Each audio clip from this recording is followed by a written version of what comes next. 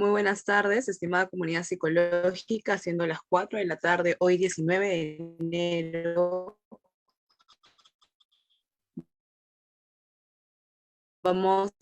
Esta ponencia estará a cargo de la doctora Cristel Pacheco. Ella es psicóloga con segunda especialidad en neuropsicología de salud. Asimismo, tiene formación en psicoterapia cognitivo-conductual en el Instituto Peruano de Terapia Cognitivo-Conductual. También cuenta con una maestría en psicología clínica infanto-juvenil por ISEP España. También una maestría en rehabilitación cognitiva neuropsicóloga del Centro de Medicina Física y Rehabilitación CERF. Muy buenas tardes, doctora Cristel Pacheco. Un gusto tenerlo ahí en sala. Podemos iniciar su conferencia. Gracias por la presentación. Vamos a dar inicio a la ponencia del día de hoy. Y, a ver, ¿podrías habilitarme para poder compartir las láminas, por favor?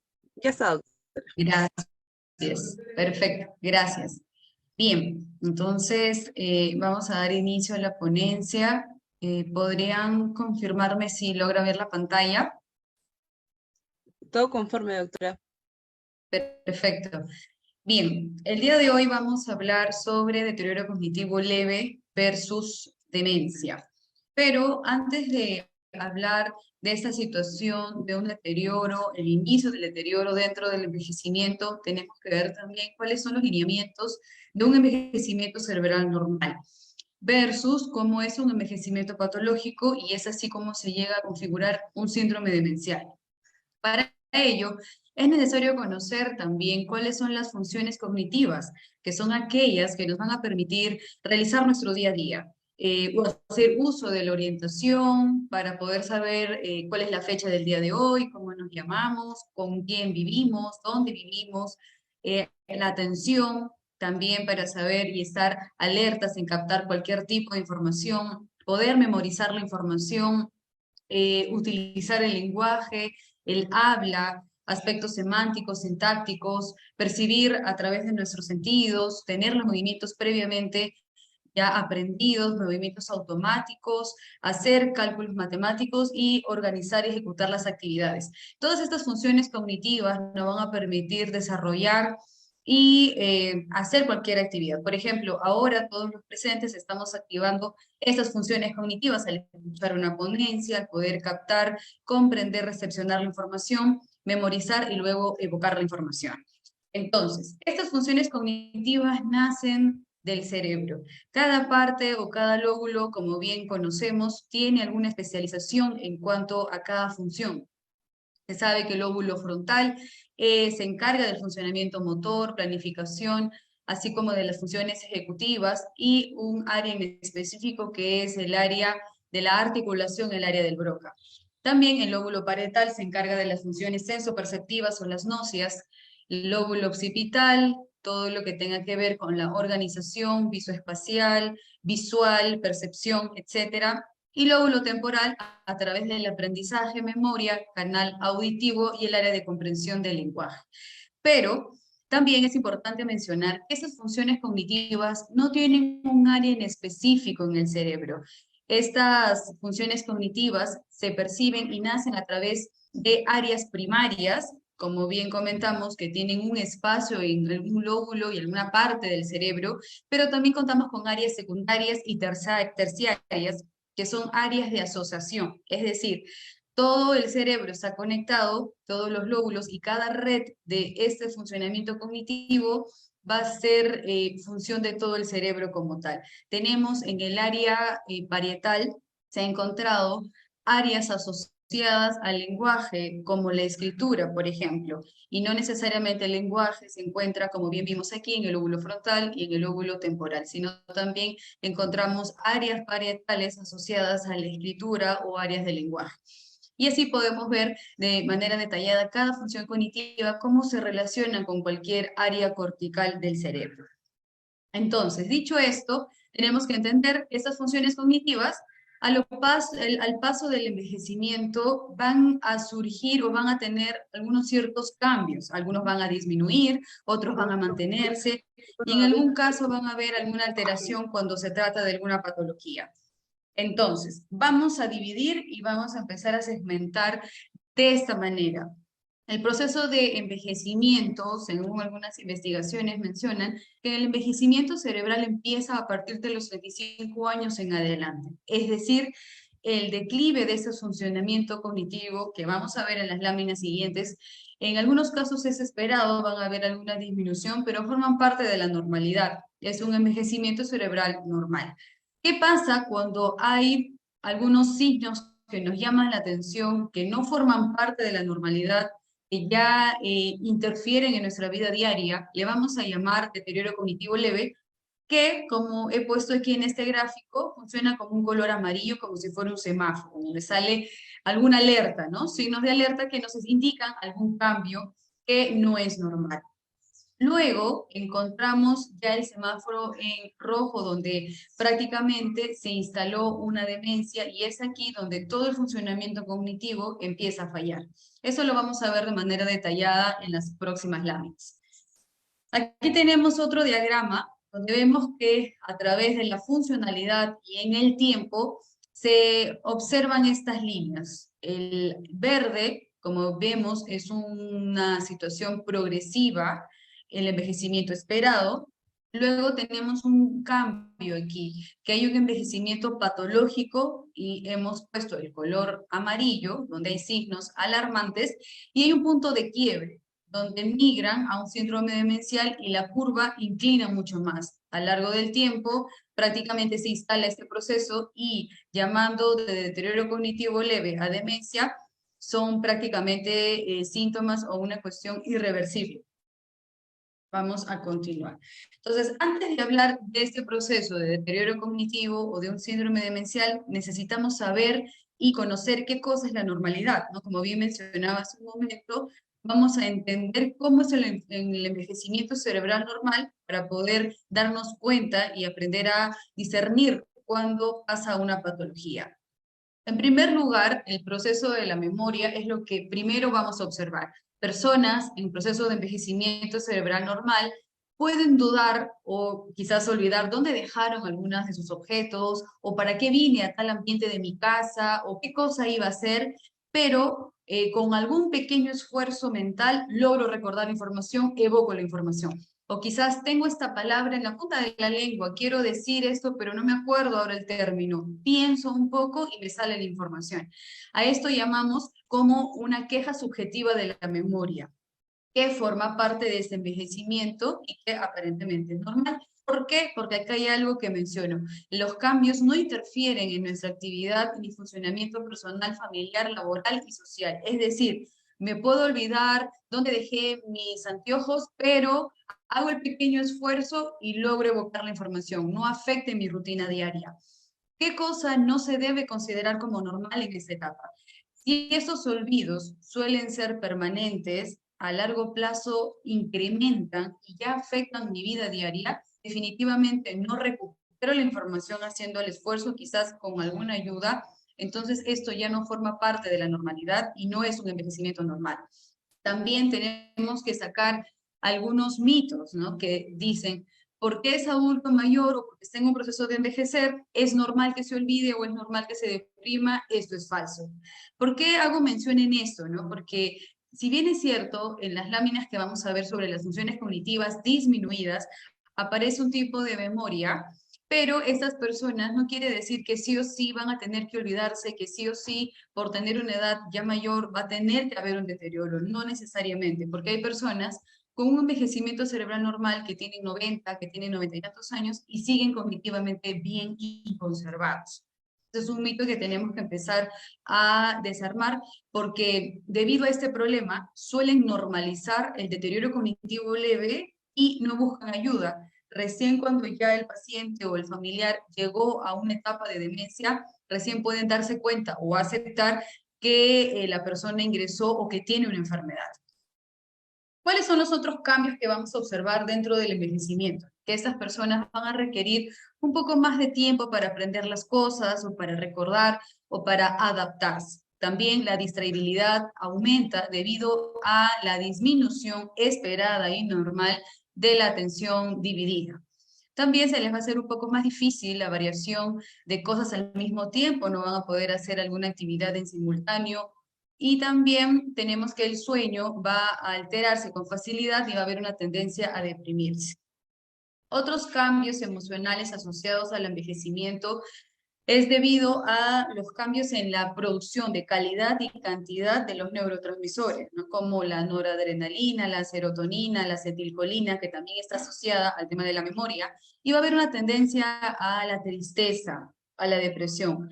Y a esto le sumamos a varios puntos psicosociales, familiares, y que van a ser factores externos que van a sumarse a este cambio, como la muerte del cónyuge, enfermedades preexistentes, ausencia de los hijos, su abandono, poco interés, limitaciones físicas, etc.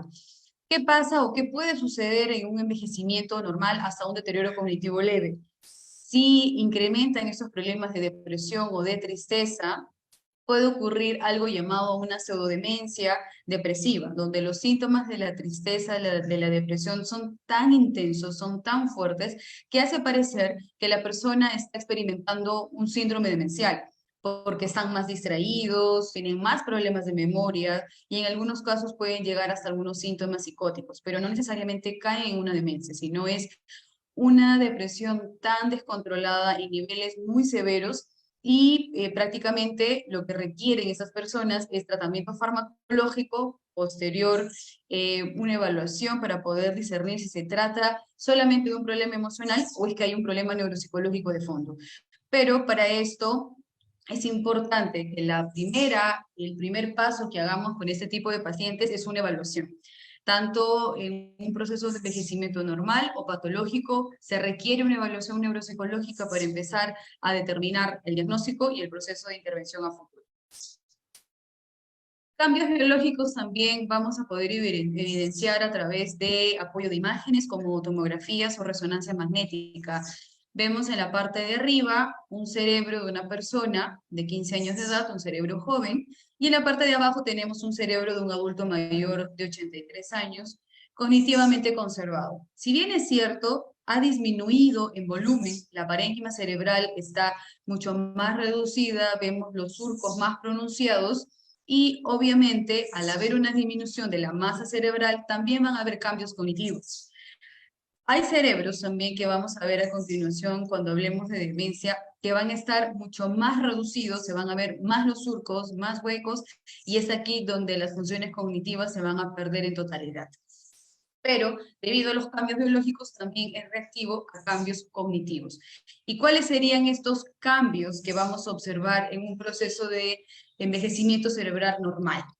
Aquellas funciones cognitivas que van a mantenerse en cuanto a la inteligencia es la inteligencia cristalizada, porque definitivamente va a estar asociado a una memoria semántica o la adquisición de algunos conocimientos en el proceso de toda su vida, ¿no? Se va a mantener, así como la inteligencia verbal o todo el área verbal. También se va a mantener la atención sostenida. Las funciones ejecutivas de la actividad de la vida diaria van a poder realizar sus actividades con toda normalidad y complejidad. El área del lenguaje con las habilidades de comprensión, vocabulario, habilidades sintácticas. También habilidades visoespaciales, como la visoconstrucción o copia simple de algunos objetos, también la escritura, y memoria, como la episódica, procedimental y semántica. Estas funciones cognitivas se van a mantener y van a sostenerse en el tiempo debido al aprendizaje y todo el proceso cultural. ¿Cuáles son las funciones que van a disminuir y que están, vamos a llamar, en el grupo de la normalidad?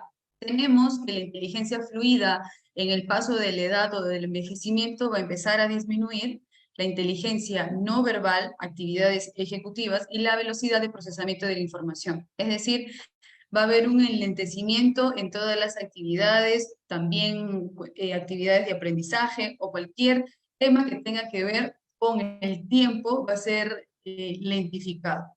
Atención dividida, como también lo había mencionado, va a verse disminuida, no van a poder atender a 2, 3, 4, 5 cosas en simultáneo, porque hay una disminución de la misma. Funciones ejecutivas, pero asociadas al grado de complejidad mediana o alta, memoria, está disminuido el aprendizaje y recuperación de nueva información, o quizás van a necesitar un entrenamiento o mayor esfuerzo mental para poder recordar, y aumento de la tasa de olvido, pero como ya lo mencioné, esos olvidos no van a ser frecuentes ni tampoco asociados a cosas muy importantes. Es imposible mencionar que una persona con un envejecimiento cerebral normal va a perder su dinero o va a olvidarse dónde deja su dinero, cuánto dinero tiene o no va a tener un manejo del mismo. Esto ya no sería normal, esto sería parte de un deterioro cognitivo. Entonces hay que hacer un deslinde adecuado y mencionar qué tanto porcentaje sería considerado como un olvido leve, subjetivo, asociado al envejecimiento normal, y cuando ya afecta a mi rutina diaria o quizás afecta a mi familia o a la parte de los miembros o de las personas con las que uno vive, ya estaríamos hablando de un deterioro mayor. Hay que tener bastante cuidado con esto. Y obviamente, a través de la psicometría, existen algunos puntajes considerados o dentro de lo esperado, y hay otros puntajes que son ya que discrepan mucho con la normalidad y que forman parte de un deterioro. En el lenguaje vemos que la comprensión va a estar también disminuida y la fluidez verbal, sobre todo la fonológica. En cuanto a habilidades visoespaciales, va a haber disminución de la rotación mental de figuras, la copia de figuras complejas o de algunas imágenes superpuestas o montajes mentales. Va a haber alguna disminución o discapacidad en el momento de reconocer. Y en cuanto a la función motora, aumento del tiempo de reacción y lentificación, que es lo que estábamos comentando hace un momento. Bien, entonces hasta aquí podemos considerar, viendo el cuadrito inicial, que hay cambios esperados en esta línea verde. Estos cambios van a ser aparentemente normales y que se va a poder manejar en el lapso del tiempo porque no afectan la rutina de la persona ni tampoco su funcionalidad. Ahora pasamos a la parte del deterioro cognitivo leve. ¿Cómo se presenta? ¿Qué cosa es? ¿Cuáles son los síntomas más comunes, ¿no? El deterioro cognitivo leve ya es considerado como un envejecimiento patológico, es considerado en algunos casos ya en el DSM-5 como un trastorno neurocognitivo menor, ya es prácticamente como una enfermedad que tiene la característica de la disminución del funcionamiento cognitivo, tanto de la memoria o de otras funciones cognitivas, porque existen tipos. Este tipo o esta situación de sintomatología no implica un deterioro en las actividades de la vida diaria de la persona, es decir, es totalmente independiente. Puede valerse por sí mismo, maneja sus finanzas, se movilizan solos, incluso algunas personas trabajan, pero ya están encontrando algunos cambios que no forman parte de la normalidad y requieren algún tipo de estrategias compensatorias, ayuda a memorias, quizás alguna persona que le ayude en el proceso, y desde este punto patológico del DCL ya requiere tratamiento farmacológico y no farmacológico. En el tema no farmacológico tenemos la rehabilitación cognitiva o la estimulación cognitiva, y en los fármacos se encargan los médicos, psiquiatras o neurólogos. Ese tipo de problemas del funcionamiento cognitivo son bastante frecuentes y empiezan a disminuir de una forma paulatina porque es un deterioro progresivo, irreversible, y que podemos también hacerle frente y detener el estadio. Hay que recordar que en el deterioro cognitivo leve existen también estadios leve, moderado y severo. Este proceso de deterioro cognitivo leve se llama como fase pródromo de un síndrome demencial, es decir, es como un paso antes o síntomas de alerta antes que se desencadene una demencia. Es por eso que muchos de los familiares cuando asisten a consulta vienen por problemas de memoria o quizás suelen mencionar, ¿no? Este problema empezó, mi mamá tiene el diagnóstico de Alzheimer, pero este problema empezó recién hace 6 meses. Falso. Este problema de una demencia o de instalación de un deterioro cognitivo tiene años de evolución. Y cuando decimos años de evolución, quiere decir de que ya en un inicio presentaban signos de alerta, como dónde dejé mi celular y tengo que andar buscando mi celular o pidiendo a las personas que me ayuden a buscar, porque si yo hago el esfuerzo, no encuentro en mi esquema mental dónde puse el celular. Ya afecta mi rutina diaria, o quizás me olvidé cuánto dinero tenía, me olvidé los recados que tenía que dar, me olvidé las reuniones a las que tenía que ir, y estos síntomas a veces son imperceptibles para la familia, pero la misma o el mismo paciente se da cuenta. Entonces, este proceso es un paso antes de la demencia. Aquí tenemos tratamiento y tenemos que hacer bastante prevención. Y la familia, al normalizar esto, prácticamente le están dando pase a algo llamado demencia. Aquí tenemos justamente el punto de quiebre. Y más o menos, según algunas estadísticas, de un 8 a 16% personas que estuvieron en este rango de DCL, al no tener tratamiento, al no tener intervención, migran a un síndrome demencial. Hay casos y hay pacientes que se han quedado en el deterioro cognitivo leve y no han pasado una demencia porque han tenido un adecuado cuidado y sobre todo observación y reevaluaciones perennes. Pero hay otro grupo que ya al pasar a este proceso tienen que volver a tener un tratamiento para enlentecer este proceso y no llegar a la postración. ¿Cuál es la edad de inicio? Prácticamente dentro del deterioro cognitivo no podemos mencionar una edad de inicio al igual que la demencia exacta. Se habla también de patrones seniles y preseniles. Definitivamente el deterioro cognitivo leve puede empezar antes de los 65 años, puede empezar a los 50, a los 55 años, y a este grupo de personas preseniles se le llamaría deterioro cognitivo leve, o quizás si ya tienen el diagnóstico de demencia, sería de etapa temprana o de inicio temprano. Que dentro de los tipos de deterioro cognitivo leve que les voy a mencionar, tienen algunos síntomas clínicos bastante comunes y característicos, que es totalmente diferente a los TCLs adultos mayores, ¿no? Entonces, tenemos aquí los tipos. El deterioro cognitivo leve puede dividirse según el número de áreas afectadas. Cuando tenemos un área comprometida, es la memoria, por ejemplo, se llama deterioro cognitivo amnésico. Cuando están comprometidas varias funciones cognitivas que no son específicamente la memoria, sino el lenguaje, atención, concentración, llamamos deterioro cognitivo leve, no amnésico. Y si es más de una función cognitiva, incluido la memoria, se llama deterioro cognitivo leve multidominio o de dominios múltiples. Este tipo de deterioro cognitivo leve, o según el DSM-5, trastorno neurocognitivo menor, va a tener también algún punto de relación al síndrome demencial, o quizás nos está mencionando esos tipos de DCL que podría desencadenar la persona a futuro, qué tipo de demencia. Muchos de los tipos de DCL amnésico desencadenan en una enfermedad de Alzheimer. Es lo más característico y quizás podemos mencionar que es la que más se relaciona. El tipo de DCL multidominio se asocia a una enfermedad de Alzheimer y también a una demencia vascular. Y el DCL no amnésico, es decir, los otros dominios, no necesariamente empezando por la memoria, tiene bastante correlación con un Alzheimer, demencia vascular, enfermedad de Parkinson o demencia por cuerpos de Lewy. Definitivamente, antes de dar un diagnóstico de algún tipo de trastorno mayor, hay que hacer dos tipos o tres tipos de evaluación, ¿no? Primero es el tipo de evaluación neuropsicológico, la evaluación con apoyo de imágenes, resonancia magnética, volumen hipocampal, espectroscopía, quizás también angiometrías, y luego también el tipo de evaluación metabólico y de funcionalidad para poder discernir si definitivamente el paso antes, llamado DCL, ha sido compatible con el tipo de demencia que está presentando la persona. Aquí tenemos otro tipo de clasificación. Los DCL amnésicos, ya sean de monodominio o multidominio, caen en una enfermedad degenerativa, principalmente Alzheimer, vascular, o también son muy comórbidos a la depresión.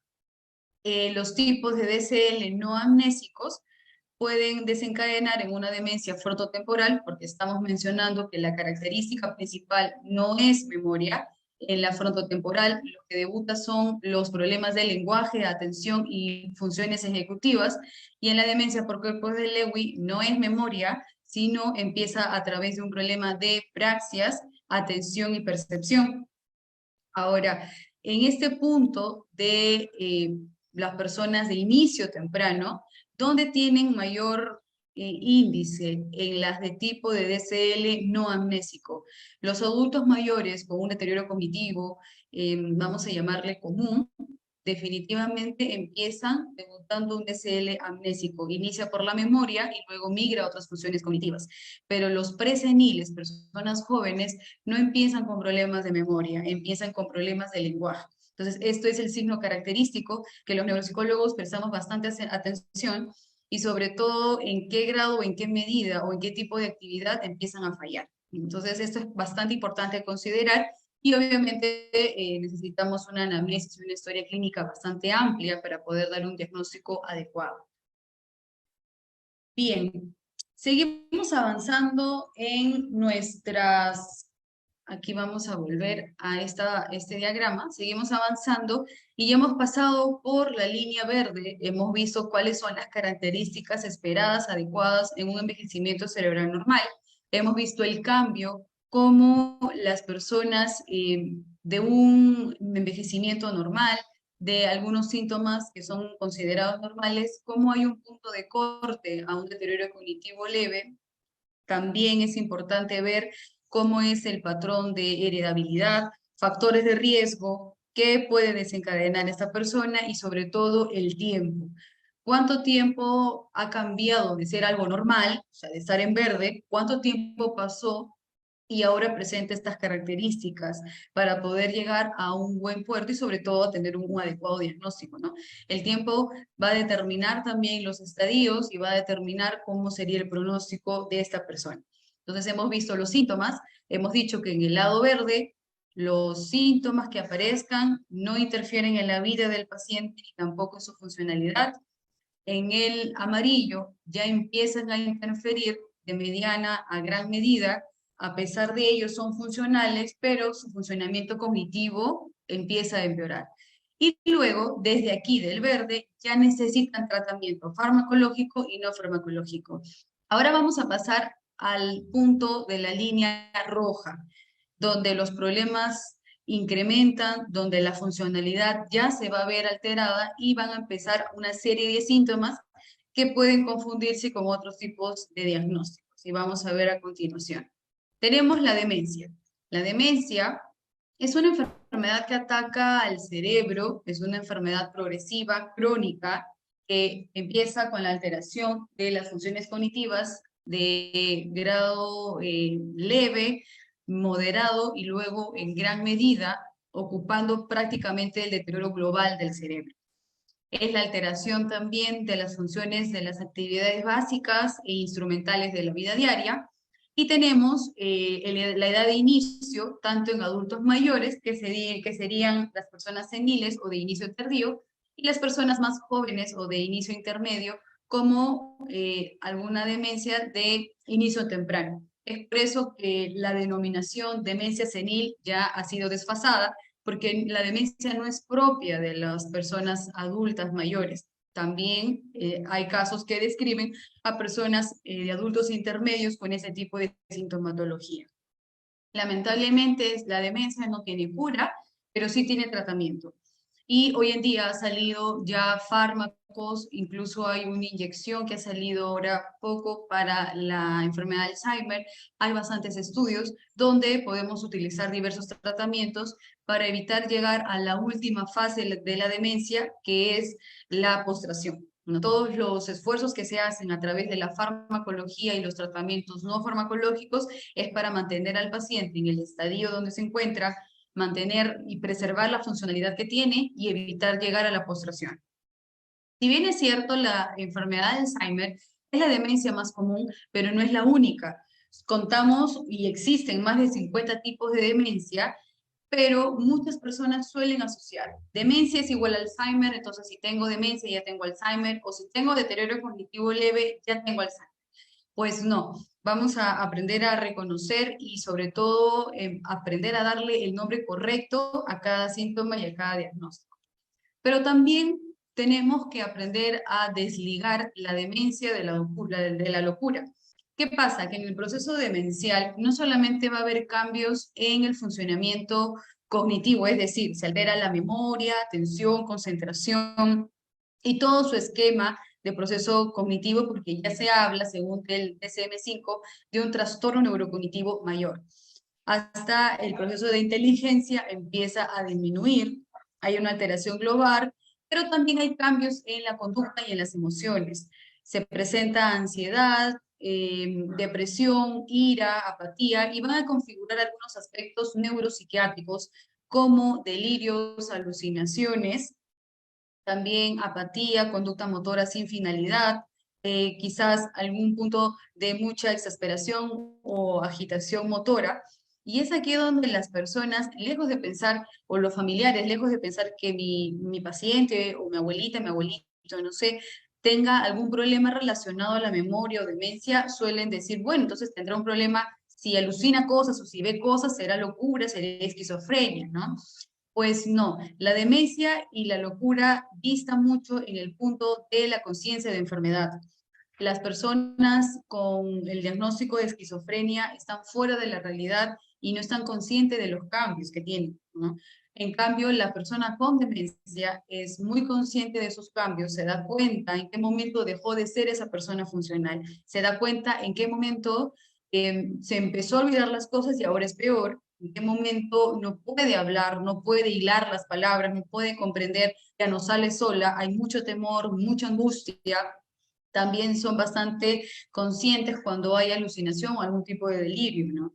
En algunos casos se presenta el síntoma de la nosognosia, que no reconocen o no son tan conscientes, pero hay algunos autores que mencionan, la misma persona puede colocar este síntoma porque no quiere ponerse en evidencia, no quiere poner en evidencia sus fallas, no quiere poner en evidencia que ya no es la misma de antes, o no es el mismo de antes. Entonces, la persona con demencia sí es coherente y tiene bastante conciencia de lo que le está sucediendo y sufre por eso que cae también en ansiedad y depresión y en angustia. En cambio, la persona con diagnóstico de esquizofrenia o cualquier otro patrón mental no tiene ese tipo de síntomas. Hay que tener bastante cuidado con esto. Luego, también hay un deterioro en el funcionamiento laboral, social, familiar.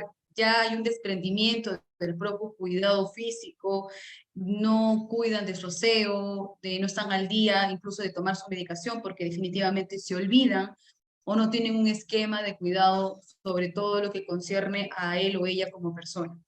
Aquí, en el proceso de demencia, es por ello que requiere mucho el apoyo de cuidadores, ¿no? Que muchas veces son informales, es decir, son los familiares, los hijos, los sobrinos o los esposos o esposas quienes cuidan de esos pacientes, cuando lo más recomendable es que existan o tengan cuidadores especializados en personas con demencia para poder asistirlos. Bien, entonces en este proceso demencial tenemos una vasta clasificación, donde la primera en el mundo en diagnosticarse es la enfermedad de Alzheimer. Tenemos bastantes casos de diagnóstico sobre ese tipo de enfermedad. Es la más diagnosticada, pero no es el tipo, o vamos a llamarle el que predomina, ¿no? Definitivamente existen más de 50 tipos, entre ellos la segunda en el mundo en el diagnóstico es la enfermedad de Parkinson, seguidamente la que tiene más casos de reincidencia es la demencia vascular. Luego tenemos otro tipo de demencia, como cuerpos de Lewy, otros tipos de demencia asociados al TEC, problemas nutricionales, desórdenes metabólicos, enfermedades inflamatorias, infecciones o algún tipo de demencia reversibles como son las de desorden metabólico. Entonces, para ello sí se requiere el uso de exámenes de imágenes, evaluaciones neuropsicológicas y también un perfil metabólico, porque cuando se empieza un proceso demencial, otros factores u otras enfermedades comórbidas van a hacer que este proceso empeore, ya sea hipertensión arterial, hipercolesterolemia, diabetes, hipertrigliceridemia, algún problema de infección urinaria, hasta infecciones dentales también pueden empeorar el estado del paciente. Es por ello que se pide un tratamiento multidisciplinario. ¿Cuáles son los factores de riesgo que van a desencadenar o que podrían incitar a un proceso de demencia y que tendríamos que hacer bastante prevención y también psicoeducación a los familiares de personas con ese diagnóstico y es más también a personas con el diagnóstico de deterioro cognitivo leve que tienen su funcionamiento cognitivo bastante deteriorado y que van camino a un síndrome demencial?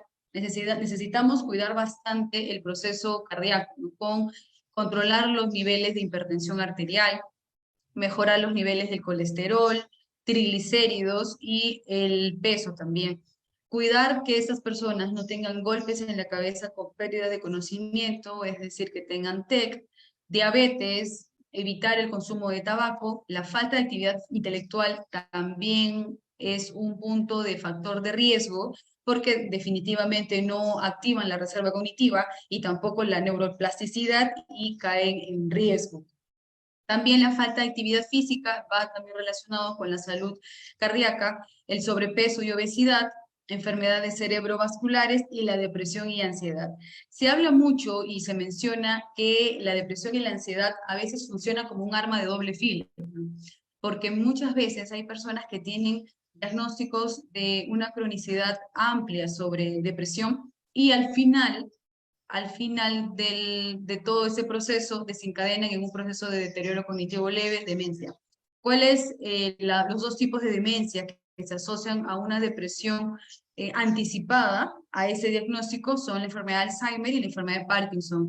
Algunas investigaciones mencionan que 10 años antes del diagnóstico de Parkinson, la persona ya tuvo una historia depresiva muy amplia.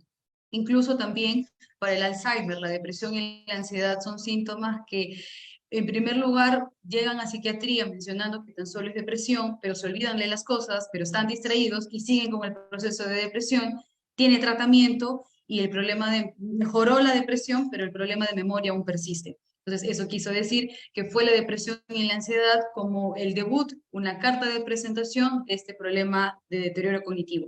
Y en otros casos, ¿cómo estaría afectando la depresión y la ansiedad?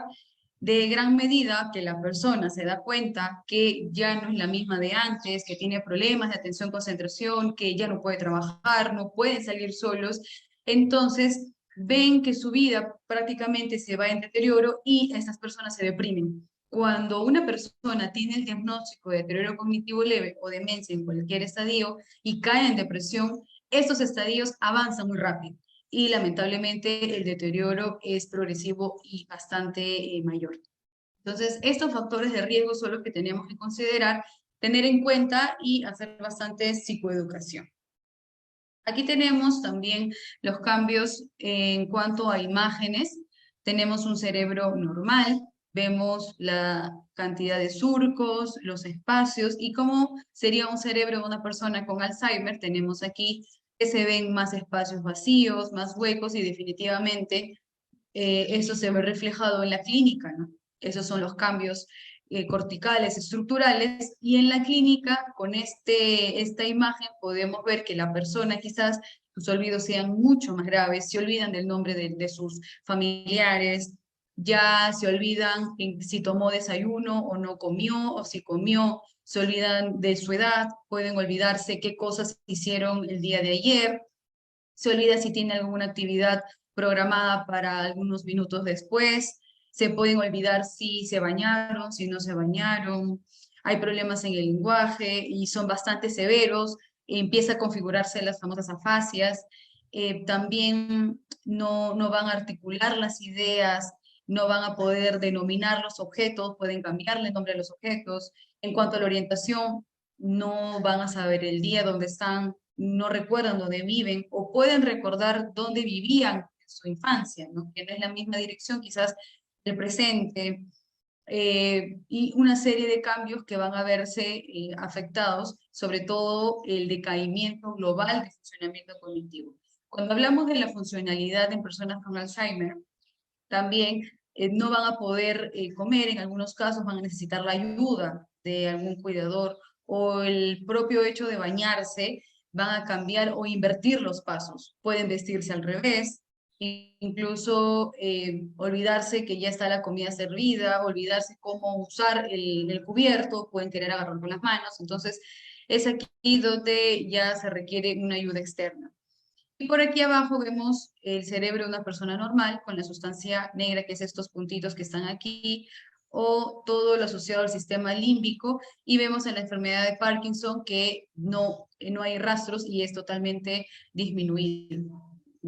Ahora, en la enfermedad de Parkinson, el signo característico, como bien sabemos, es los temblores de manos o la postura encorvada, el lentecimiento motor, el tamaño de la letra empieza a disminuir y también el cambio emocional. También se menciona y se tiene que decir que cuando ya la persona o el cerebro de la persona está afectado en un 70%, en una enfermedad de Parkinson recién van a mostrar cambios clínicos. Esas personas, a diferencia de un Alzheimer, el Alzheimer es bastante característico por los problemas de memoria. En cambio, en una enfermedad de Parkinson, lo primero que aparece son la alteración en problema atencional y también de funciones ejecutivas, sumado al problema de depresión. Aquí vemos los patrones tanto de los depósitos amiloide, daño neuronal por la proteína tau, la atrofia estructural. Estos primeros son los biomarcadores que van a empezar a tener un cambio, es la línea negra, la línea azul. Estos cambios van a iniciarse en el cerebro, evidentemente de una forma muy silente. Luego viene la atrofia estructural, después hablamos de atrofia estructural cuando tenemos esta disminución del tamaño del cerebro. Después aparece la línea de color verde, que son los cambios en el funcionamiento cognitivo, es decir, cuando ya empiezan los problemas de memoria, lenguaje, orientación. Después viene el color naranja, que es el cambio de la funcionalidad, y luego el color amarillo, que también viene junto con el problema cognitivo, que son los síntomas psicológicos y conductuales de la demencia. Cuando dije hace un momento que los procesos de deterioro cognitivo y de proceso demencial no se instalan de 6 meses a más, a menos, perdón, o de un año a otro, es porque tenemos desde los depósitos de amiloide o quizás depósitos de cuerpos de Lewy o la disminución de la masa negra en cuanto al Parkinson, etcétera, no se dan de un año a otro, tienen más o menos aproximadamente de 10 a 20 años de evolución. Es decir, los cambios imperceptibles, porque esos son cambios netamente neuronales que ocurren dentro del cerebro, ocurren más o menos en 20 años de evolución. Luego, poco a poco, año a año, se va dando los cambios en la estructura cerebral. Después de ello, recién van a darse los cambios cognitivos. Los familiares recién pueden ver a través de la línea verde cuando ya la persona necesita ayuda.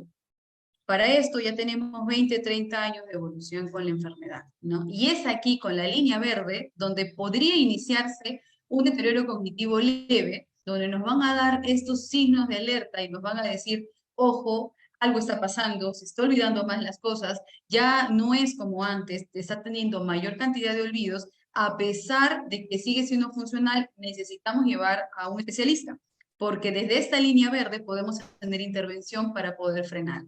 De lo contrario, si no hacemos caso a estos cambios, vienen los otros cambios o las otras alteraciones, tanto en el lado ya funcional y también aspectos psicológicos, emotivos, emocionales y conductuales, cuando ya no podemos hacer nada.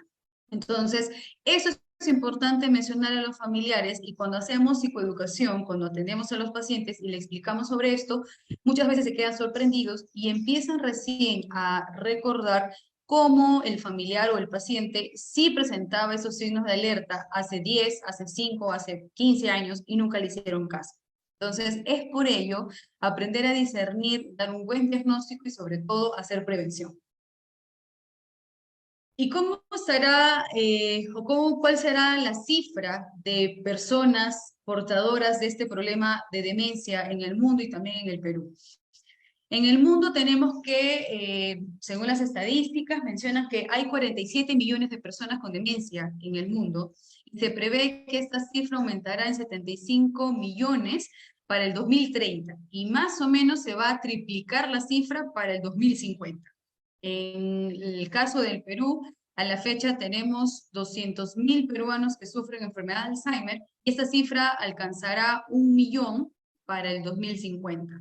El 80% de los casos de personas con enfermedad de Alzheimer en estado inicial no tienen el diagnóstico. Es decir, sabemos que a mi familiar está pasando por una serie de cambios, ya no quiere salir sola, está deprimida, se olvida las cosas, tiene problemas de lenguaje, pero no lo llevan al médico. Lo llevan recién cuando ya están en estados moderados severos, cuando ya tienen la fascia incorporada, solamente responden con monosílabos, ya no reconocen a sus familiares y recién los llevan a consultar. Ahora, con eso que estamos también, o que intento mencionar, este proceso de demencia o de casos incrementan debido al mismo incremento de la esperanza de vida. Y esto es un costo grandísimo, porque definitivamente el diagnóstico, el proceso de diagnóstico, el proceso de tratamiento farmacológico es bastante caro. Entonces, en el Perú, la demencia no está incluida dentro de los seguros sociales. Es por ello que muchas personas a veces abandonan el tratamiento o no siguen un tratamiento como tal. Aparte de la desinformación y aparte de que las familias suelen normalizar ello, vemos como los casos aumentan. Hay personas que se dan cuenta, lamentablemente, cuando ya no hay mucho que hacer y al final terminan insertándolos en casas de reposo, ¿no? Pero la cifra es bastante elevada, 80% de los casos que ya están empezando la enfermedad no tienen diagnóstico, simplemente hay signos que llaman la atención, pero no hacen más nada. Entonces, eso es un llamado a todos los colegas o los que hacemos neuropsicología o psicología clínica para poder darle mayor énfasis y también soporte a las familias y a estas personas que están empezando algún cambio cognitivo. Bien, como de manera de resumen, tenemos este semáforo que son los mismos colores que se ha utilizado en las láminas anteriores para poder seguir la continuidad de la ponencia del día de hoy. Entonces, habíamos dicho que el color verde tenemos la parte de envejecimiento cerebral normal. El envejecimiento cerebral normal vemos que es un desarrollo o que se espera a partir más o menos de los 35 años en adelante, todos pasamos por este proceso y es normal. Hay cambios esperados, disminuciones que son de las funciones cognitivas que son esperadas en la normalidad. Luego, pasamos la línea de la normalidad y necesitamos hacer prevención, intervención también, para evitar llegar a un deterioro cognitivo leve. Ahora, justo pasando a este diagrama, he visto que han hecho una pregunta, ¿no? ¿Cómo se haría para prevenir? Bien, antes de pasar o quizás decir que la persona podría desencadenar un deterioro cognitivo leve, los medios de prevención es activar todas las funciones cognitivas a través de ejercicios de estimulación cognitiva, actividad intelectual. También podemos hacer cuidado con la alimentación, hacer los chequeos anuales sobre dosajes de sangre, perfil metabólico, prevenir quizás algún proceso de hipertensión arterial, diabetes, porque se sabe que la diabetes es el primo hermano de la demencia. Si tenemos diabetes, podríamos desencadenar en un tiempo de lapso determinado un proceso demencial. Entonces, cuidando nuestro cuerpo, nuestra salud física, ya sea metabólica y también intelectual, vamos a poder cuidar nuestro cerebro. También hablamos de la alimentación y actividad cerebral y podemos empezar haciendo un curso, escuchando ponencias como ahora, porque estamos generando nuevos aprendizajes. Lo que estamos haciendo es neuroplasticidad, estamos haciendo trabajar a nuestras neuronas, estamos activando nuestra reserva cognitiva, hacemos deporte, podemos también hacer actividad donde retamos a nuestro cerebro con cosas totalmente nuevas. El cerebro se retroalimenta y se alimenta cuando hacemos cosas nuevas. Y es por eso que la mayoría seguro habrá escuchado cuando por ahí aparecen algunos flyers o mensajes que dicen, tienes que utilizar tu mano izquierda, ¿no? Utiliza tu mano izquierda para cepillarte los dientes si es que tú eres diestro, o peínate con tu mano izquierda si es que tú eres diestro o viceversa. Con ese pequeño ejercicio, con esa pequeña actividad, ¿qué es lo que estamos haciendo? Neuroplasticidad, estamos activando nuestro cerebro. ¿Por qué? Porque estamos en base a una rutina tan acostumbrada o tan mecanizada con la mano derecha, o quizás también he escuchado que algunos pacientes dicen, pero yo trabajo, ¿no? Yo estoy activa porque yo trabajo. Claro, trabajas haciendo lo mismo de forma rutinaria todos los días, pero no retas a tu cerebro algo nuevo. Entonces, cuando retamos al cerebro o le exponemos algo totalmente nuevo, es ahí donde hacemos que el cerebro trabaja. Es por eso que al utilizar la mano izquierda o la mano contraria, voy a activar el otro lado contralateral de mi cerebro. Los miembros superiores y los miembros inferiores funcionan de manera contralateral. Es decir, si yo utilizo mi mano derecha, voy a activar mi hemisferio izquierdo. Si yo utilizo mi mano izquierda, voy a activar mi cerebro o el hemisferio derecho, igual sucede con las piernas. Los ojos son contralaterales e ipsilaterales, igual que los oídos son ipsilaterales. Entonces, podemos hacer muchas actividades cuando ya sabemos que el envejecimiento cerebral normal empieza a partir de los 35 años, pues hay que preocuparnos de esa época. Poder hacer un tratamiento o una intervención primaria sería desde que empezamos a envejecer. Muchas personas también dicen, ya tengo el diagnóstico, o mi mamá tiene el diagnóstico de demencia, vamos a darle la dieta de la memoria, vamos a darle la dieta mediterránea. Pues lamentablemente eso tan solo ayudaría para mantener, pero no para curar. ¿No? Muchas personas también han llegado diciendo, vamos a darle ginkgo biloba o vamos a darle canela, porque hemos visto que la canela y las fresas y el chocolate ayudan mucho para la memoria. Claro, pero eso ayuda cuando estamos en una etapa de intervención primaria, cuando no tenemos ningún deterioro y nos puede ayudar a prevenir. Las otras estrategias o los alimentos que podamos tener para la memoria ya sería como algo de sostenernos en el tiempo, pero si queremos hacer verdadera intervención, pues podemos hacerlo de un paso antes, cuando estamos todavía no llegando ni a los 30 ni a los 40, pero eso no quiere decir que las personas de 50 o 65 años en adelante, las personas adultas mayores, lo dejen de hacer.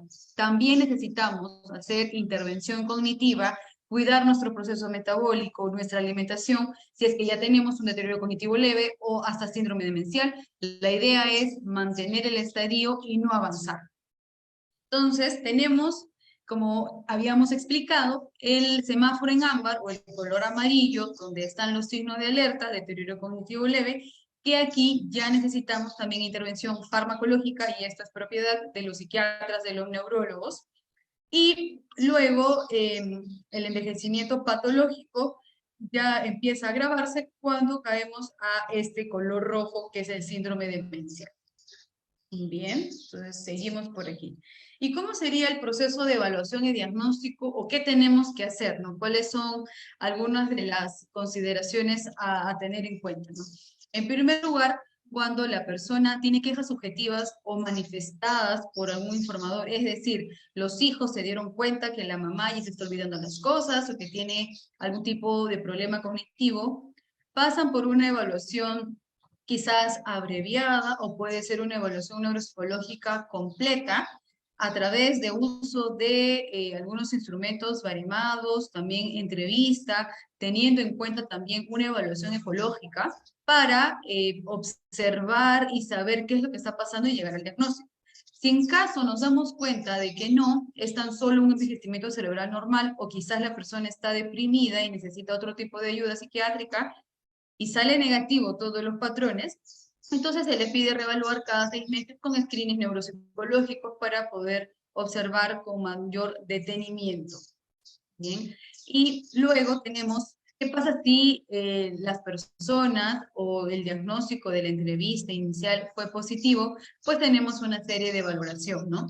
Una valoración neuropsicológica completa, también una evaluación funcional y conductual que va dentro de la evaluación, exploración física a través del perfil metabólico, para poder saber cómo van las hormonas tiroideas, vitamina B12, la hipertensión, glucosa, resistencia a la insulina, etcétera. A saber si es que hay alguna infección quizás, o hay desnivelación del sodio, etcétera.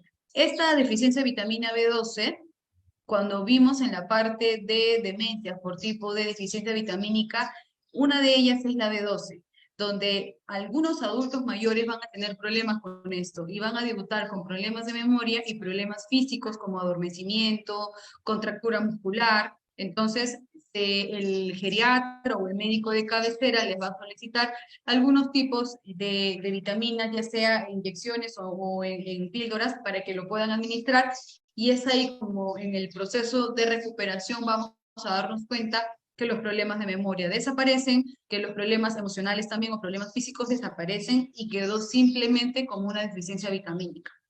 Por eso que le damos bastante valor al factor metabólico y físico. Problemas de tiroides también van a afectar este proceso de memoria y van a confundir también un proceso demencial.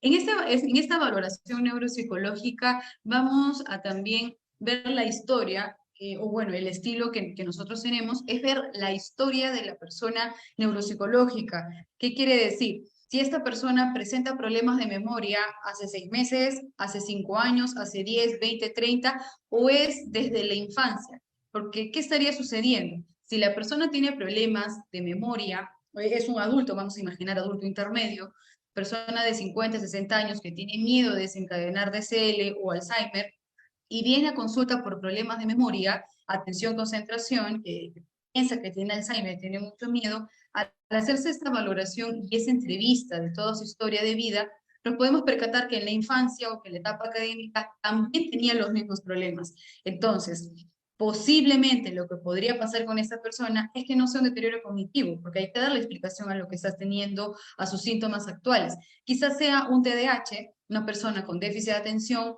que nunca tuvo tratamiento, quizás que nunca se hizo una evaluación y que prácticamente utilizó las estrategias o tuvo hábitos de estudios que le ayudó a continuar, pero ha arrastrado durante toda su vida problemas de atención, concentración y memoria.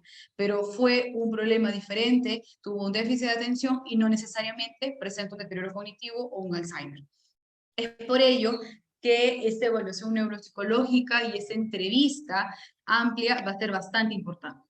Luego de tener estos pasos, vamos a pasar al estudio de neuroimagen, ya sea resonancia magnética, tomografías, tenemos el SPEC, el volumen hipocampal, ayuda muchísimo para ver el volumen de los hipocampos y saber, según los grados de miosol, qué o en qué etapa podría presentar si es que esa persona es compatible con la enfermedad de Alzheimer.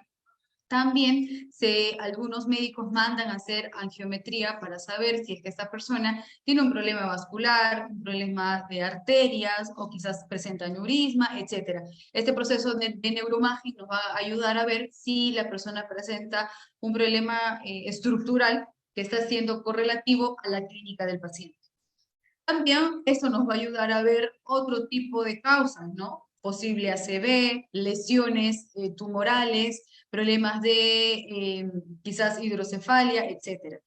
Y también signos de degeneración o patología vascular tienen otro tipo de tratamiento, ¿no? Ahora, una vez que tenemos todo el conglomerado de los resultados y que tenemos también un enfoque multidisciplinario, porque con estos pasos estamos diciendo que vamos a necesitar el apoyo también de aspectos de laboratorio, con geriatría, con neurología, psiquiatría, vemos que el tratamiento va a ser enfoque tanto farmacológico a través de estos médicos y no farmacológico como la valoración neuropsicológica, conductual, funcional y también el apoyo de la familia. Entonces tenemos una serie de pasos porque el diagnóstico de deterioro cognitivo y demencia no se puede dar a través de una valoración de screening. No podemos decir que tan solo al evaluar con el Minimental o con el MOCA o con el ACE podemos mencionar que ya esa persona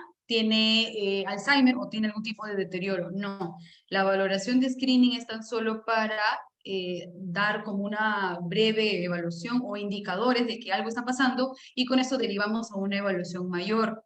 ¿Por qué? Porque, ¿qué sucede con esas valoraciones de screening? Hay personas con un nivel intelectual alto, con una reserva muy alta y también con un grado de instrucción alta, que ya presenta este proceso de deterioro cognitivo, pero en esta prueba de screening, al ser algunos puntajes o algunos ítems bastante fáciles, la persona puede sacar su puntaje 30 de 30, 10 de 10, 5 de 5, van a ser puntajes perfectos, entonces el screening va a decir que la persona no tiene nada, pero si hacemos una valoración ecológica, una entrevista, una evaluación neuropsicológica más amplia, podemos darnos cuenta de que tiene un factor bastante potencial en reserva que le está sopesando el deterioro, le está haciendo como que retrasando los patrones clínicos más graves, pero esta persona ya presenta un problema. Entonces hay que tener mucho cuidado con esto y hacer una evaluación amplia utilizando todas las herramientas que les estoy mencionando a continuación, ¿no? ¿Y cuáles serían las recomendaciones para poder prevenir las recomendaciones también, no solamente de prevención, sino también de intervención cuando ya tenemos los diagnósticos instalados, ¿no? En primer lugar, como vuelvo a reiterar, es la evaluación neuropsicológica para dar un adecuado diagnóstico, porque en este perfil neuropsicológico nosotros podemos saber cuáles de las funciones cognitivas y qué tipos están conservados, cuáles están disminuidos y cuáles están alterados, ¿no? Y de qué medida en la funcionalidad básica, intermedia o más compleja están afectando. Con ello podemos tener un proceso de estimulación cognitiva completo, porque vamos a esquematizar los ejercicios, el plan de trabajo a través de su mismo patrón cognitivo. Además, que esa evaluación neuropsicológica y con el informe es una comunicación con otros profesionales de la salud, porque si asisten con un médico neurólogo, pues ya tiene su proceso de evaluación, ya tiene el diagnóstico, su patrón, y es mucho más fácil. En estimulación cognitiva, estas personas, tanto desde envejecimiento cerebral normal como demencia, ya deberían de hacer actividad intelectual llamado estimulación cognitiva, que puede ser a través de programas institucionalizados, especializados con un especialista, pero también lo podemos hacer desde casa, ¿no? Con lecturas, a través de juegos mentales, a través de cálculos numéricos, etcétera. El sudoku, pupiletras, mandalas, con cualquier actividad que haga trabajar el cerebro. Y hoy en día que existe el apoyo de la tecnología, existen algunos apps que nos pueden ayudar en este proceso. El más conocido es el Lumosity, el PIC, el Neurobrain, etc. Entonces, estos programas son descargables, hay versiones gratuitas y que podemos jugar. Tenemos como un juego y estamos haciendo actividad intelectual, ¿no? El ejercicio físico también ayuda bastante tanto para la salud cardíaca, la salud de las arterias, porque si nosotros mantenemos actividad física, definitivamente mandamos mayor oxigenación y torrente sanguíneo al cerebro, y es así como podemos prevenir algún ACV, algún problema vascular. También tenemos más fuerza, resistencia, equilibrio, estabilidad, porque en el caso de los adultos mayores presentan la sarcopenia, que es el proceso de deterioro de los músculos esperados para la edad. Entonces, con el ejercicio físico estamos ayudándolo también, no solamente de manera cerebral, física, sino también muscular. Nutrición saludable, podemos utilizar y pueden buscar ustedes sobre la dieta de memoria, la dieta mediterránea, el uso de alimentos que tengan omega 3 en pescados, también alimentos con vitamina B12, que lo tienen las vísceras de pollo, todo lo que tenga que ver con carnes, frutos rojos, las verduras verdes, evitar las carnes rojas o las grasas, cereales y no grasas ni azúcares, no tener una dieta adecuada, y aquí se puede hacer una interconsulta con nutrición. La actividad social y pasatiempos también nos va a ayudar y es un punto a favor para la estimulación cognitiva, porque cuando uno socializa y conversa con otra persona, estamos haciendo que el cerebro esté activo al 100%, porque no solamente tengo que estar alerta y atento a escuchar lo que me dice la persona, sino yo también tengo que generar mi respuesta, y el tan solo hecho de hacer esto, estoy haciendo un trabajo cerebral de comprensión auditiva, articulación, generación de las ideas, memoria, retención de la información. Activo mis funciones ejecutivas para organizar, planificar mis ideas, poder hablar con pautas, con coherencia, etc. Entonces, la socialización también es un punto que se utiliza en la estimulación cognitiva y obviamente va a hacer que mi cerebro esté activo, ¿no? Además, que también es un punto bueno para la autoestima de la persona, del paciente, y para evitar el estrés, la ansiedad, la depresión, porque estoy en contacto con los demás, porque puedo expresarme, porque puedo mantener esta continuidad, ¿no? Y obviamente las consultas médicas especializadas, ya sea por el médico de la especialidad que se requiera, para poder tener todos los chequeos adecuados a tiempo, poder ver si es que hay, o el médico que nos indique como familiares o como quizás alguien que está apoyando a este paciente, si es que nota algún cambio, si es que hay un proceso metabólico que está siendo silente y que no nos damos cuenta, porque es necesario mencionar que en los adultos mayores las infecciones urinarias muchas veces son silentes y estas son las más graves. ¿Y por qué son graves? Porque definitivamente van a atacar al sistema renal, pero también al tema mental, ¿no? las alteraciones de urea y de sodio son fatales para las personas que tienen un proceso de demencia porque van a desnivelar al paciente en gran medida. Así que los chequeos médicos siempre tienen que estar al día y atentos con esto, ¿no? Una persona tiene que tener sus chequeos, sus dosajes de sangre anual para poder ver cómo vamos y cómo estamos llevando nuestro cuidado físico, ¿no? Y muy bien, ese es el mensaje que quiero dar, que quiero brindar. La prevención está en nuestras manos. ¿Por qué uso bastante esta palabra? Porque definitivamente cuando la familia, los acompañantes o incluso también especialistas normalizan los síntomas o simplemente no toman atención a algún síntoma, se nos escapa de las manos y en un futuro esto puede desencadenar en una enfermedad mayor. Entonces, es mejor prevenir, hacer todos los exámenes, todos los tipos de evaluaciones habidos por haber, para que el paciente como tal tenga un adecuado estilo de vida, una adecuada intervención y sobre todo una adecuada calidad y envejecimiento, ¿no? Muy bien, entonces eso ha sido todo de mi parte. Muchas gracias por prestar atención. Me imagino que tenemos algunas dudas y preguntas y aquí me pueden encontrar. Para cualquier duda, consulta, me pueden encontrar en esos teléfonos. Y ahora vamos a pasar a las preguntas que he visto que han estado escribiendo al chat. A ver.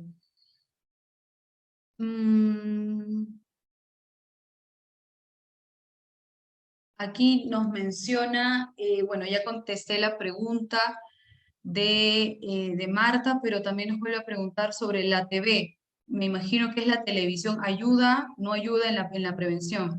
A ver, el tema de la televisión, bueno, definitivamente nos va a dar información, es un estímulo que nos brinda información y cuando son personas con antecedentes o personas con un envejecimiento cerebral normal, no hay ningún problema.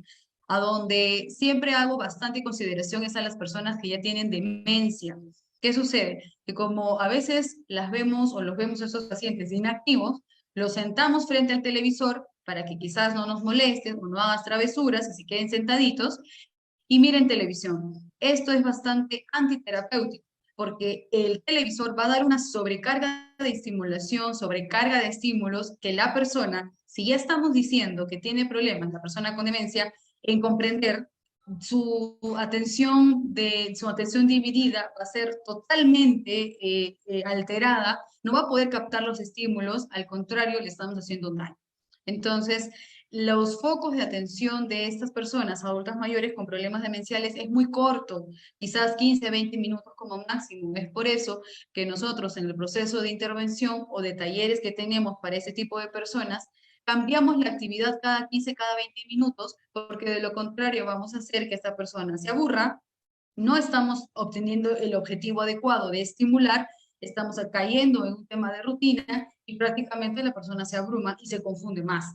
Entonces, la televisión en personas con deterioro cognitivo moderado, una demencia bastante moderada, no es recomendable estar frente al televisor. Nos pregunta Carolina, ¿cuál es la solución o el proceder para la depresión? En primer lugar, ir a un especialista, a un psicólogo clínico, para poder tener una consulta y aprender a ver los síntomas y saber si esta persona, primero, cuenta con un envejecimiento cerebral normal para poder llevar un proceso de terapia, o si nos damos cuenta en la consulta que esta persona, los síntomas están siendo bastante fuertes o muy severos, o ya incluso hay ideación, suicidio, pensamientos de muerte, ya necesita la ayuda psiquiátrica a través de tratamiento farmacológico con psiquiatría. Pero el primer paso, Carolina Cornejo, si hay alguien con depresión, tenemos que llevar a una consulta, ya sea psicológica o quizás de frente por médico psiquiatra. Nos consulta María. Una señora de 63 años le diagnosticaron deterioro cognitivo mayor hace 2 años. Actualmente la problemática es que no tiene apetito y no quiere comer. La familia ya descartó problemas con el gastroenterólogo y le ha dicho que puede ser un tema conductual. ¿Cómo poder evaluar cuál sería el tratamiento adecuado? Gracias por tu pregunta, María. Justo en la parte de los cambios del funcionamiento cognitivo hay algo llamado praxias. Las praxias son los movimientos previamente aprendidos y existen un sinfín y bastantes tipos de praxias.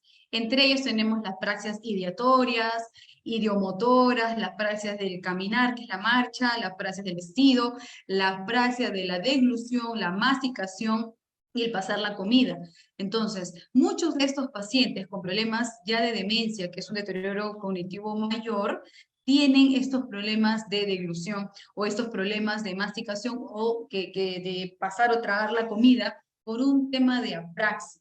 Entonces, aquí existen técnicas también de respiración, técnicas físicas para el tema de la masticación y el tema muscular de esta zona maxilar, zonas o hay tratamientos para terapia orofacial, que es justamente para mover esto, porque si ya descartaron un problema de estómago, un problema quizás hasta físico, entonces puede ser que está teniendo un problema en la praxia. Aparte que puede ser, no sé, quizás que consulte con geriatría por un tema de algunas vitaminas, por el apetito, que también podría ser el problema, pero con este tipo de pacientes sería lo mejor consultar con terapia física o rehabilitación física para estas técnicas de respiración, de tema orofacial, y también quizás en el tema de praxias hablamos mucho de una afectación de los esquemas, es decir, los esquemas, cómo yo puedo hacer los pasos correctos para vestir, si es la praxia del vestido. Me olvidé si tengo que poner primero mi mano derecha, tengo que poner primero mi cabeza, si va al revés o si va al derecho el polo. Ya se olvidan los pasos y los esquemas secuenciales correctos para poder ejecutar una acción. Lo mismo pasa con la alimentación.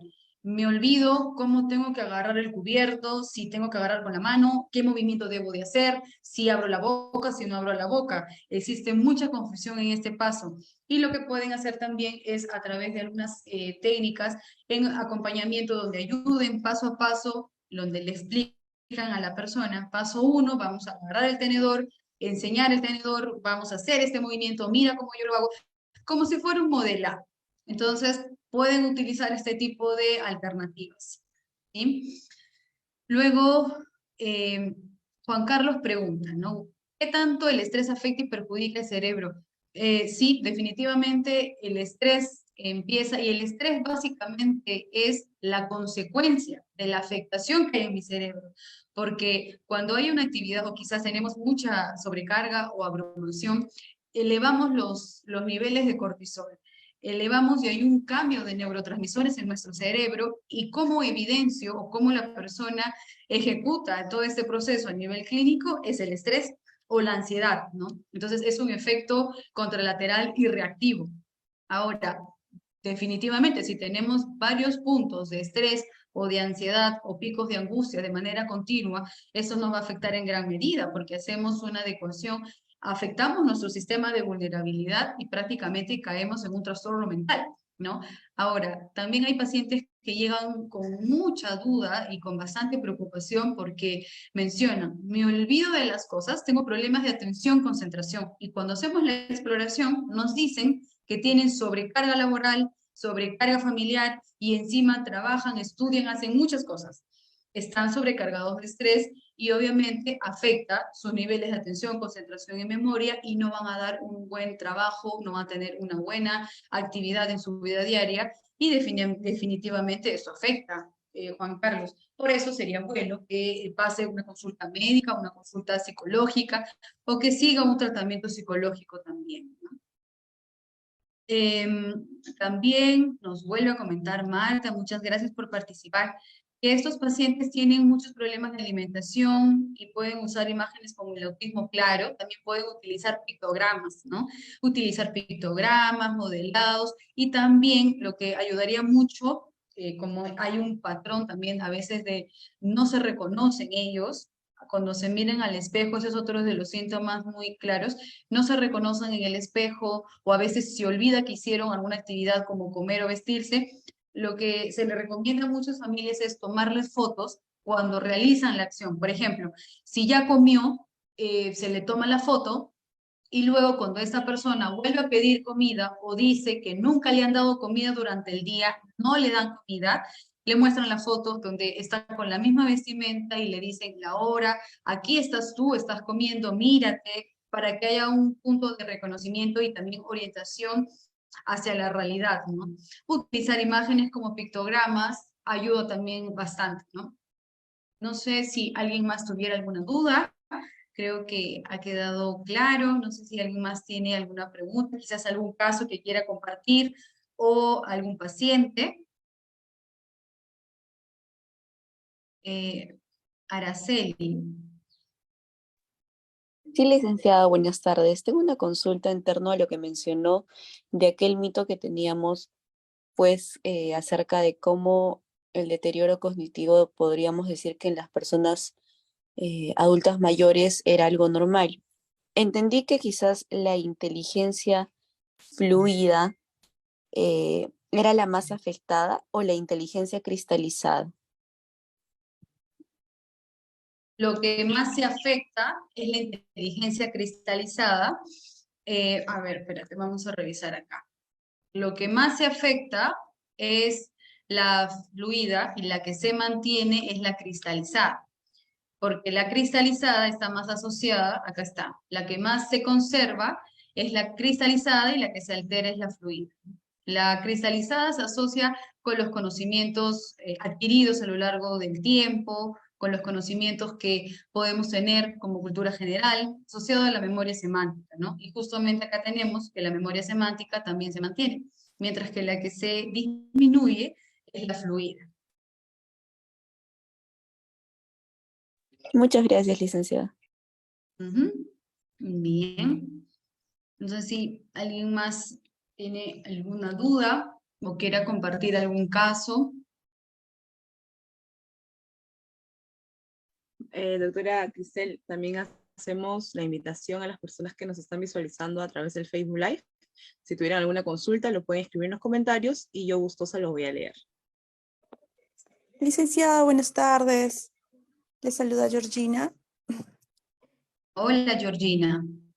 Licenciada, mire, quería comentarle, yo tengo un familiar, bueno, de 69 años de edad, un antecedente de ACV, bueno, hace ya 5 meses, más o menos.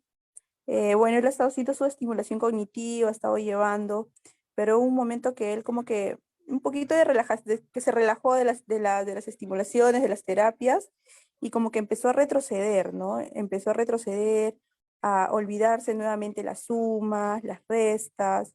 Entonces, ahí no sé cómo podría, en qué forma podría uno apoyarle, ¿no?